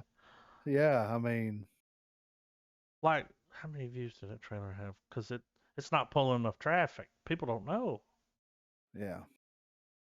Come I on. kind of want to watch that. I I'm mean, watching it. Steve Martin and Martin Short's chemistry. Nathan Lane? Yeah, dude. And it looks like, to me, what it looks like, because it's a series, right? It looks like a series version of Knives Out. Yeah, it's definitely some kind of like, yeah. Because I mean, they're doing the whole true crime thing, because that's the synopsis. These three strangers who share an obsession with true crime, wife, suddenly find themselves caught up in one. So, like, Yeah. they're obsessed with it, and then now they're in one. Yeah. Like, They're so part I of it. think, yeah. So they're like, how do we solve this? What do we do? Yeah. So I think that might be fun to watch. Yeah, man. dude. I mean, dude, what's the last thing you saw Steve Martin in? Yeah, it's been a minute. Especially something he created. Yeah. You know it's going to be fucking hilarious, man. I remember seeing a video clip a while back of Selena Gomez talking about meeting Steve Martin. She never said why. Yeah. She just said he met him and that he was like the sweetest person in the world. You know, he was like, she just loved hanging out with him. It's like, who? Yeah, of course. I mean, Steve Martin. Yeah. You ask for an autograph, he gives you a business card, you know? Yeah. He's got plenty to go around. Just a jerk. Yeah. Roxanne. I won't fucking think about that shit. The song of the movie. The song. The Nose. For sure. The Nose is great. What the a weird movie, man. Or the scene in Roxanne where he scales up and down that fucking house to get in and out of that window. Yeah. That's what I thought about when he said that. I thought about that. Yeah. What a strange movie. Yeah, right. Yeah, dude, I'm glad I was taking a chance on Selena's, but yeah. Good call. I bookmarked it so I can keep up with it. I tried to look on the IMDb. It says it's a series, but they only have one episode listed. So August the 31st is the premiere. Yeah. Sacred. All right, let's go. Sacred. So next week we're doing the Gift. The Gift. Yeah, it's got our boy Keanu in it. Keanu. Yeah. Wait, The Gift? Yeah, it's got Keanu in it, right? Pretty sure it does. I just gotta look it up to know. Yeah. Keanu's not in this. That's not the right thing. This is the wrong Gift. Yeah, it came out in 2000. Here we go. Here's the right one. Yeah. Because I'm seeing for some reason, they're pushing 2015 up. Yeah. So this is the one. I mean, look at this cast. We got Kate Blanchett, or Blanchett, however you want to pronounce it. Katie Holmes, Keanu, Greg Kinnear, Giovanni Ribisi. Giovanni Ribisi, dude. Yes, Gary Cole, J.K. Simmons, Hillary Swank. Swank. Hillary Swank. What? Written by Billy Bob Thornton. What? Directed by Sam Raimi. Got Gary Cole, J.K. He's like, just kidding, Simmons. You know? Just kidding. This is a 2000. Okay, okay. It's been Damn, a long time. dude. Billy Bob wrote it, didn't star in it.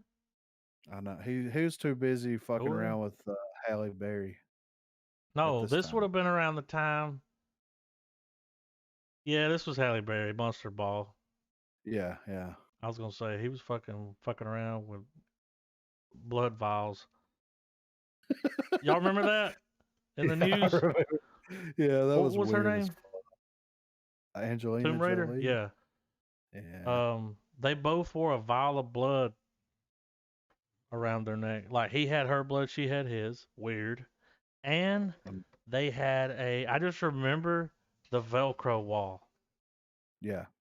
In their house that they would jump off of something. And it's like, what kind of drugs are you taking? It's like all of them. Yeah, the best kind, you know? The best kind. I don't think I've ever seen this movie. I have, but it's been a very, very If I have, time. I don't remember it. Yeah. I mean, it's been a long time ago. Yeah. But I'm excited to check it out. Yeah, man. J.K. Simmons playing Sheriff Pearl Johnson. Pearl Johnson, dude. Who's better than that? Billy Bob. Billy Bob, yeah. But yeah. The Gift next week, following up with some Loki. Loki, movie news, trailers. Movie news trailers, and Hillary Skank. So, you know. The checks in the mail.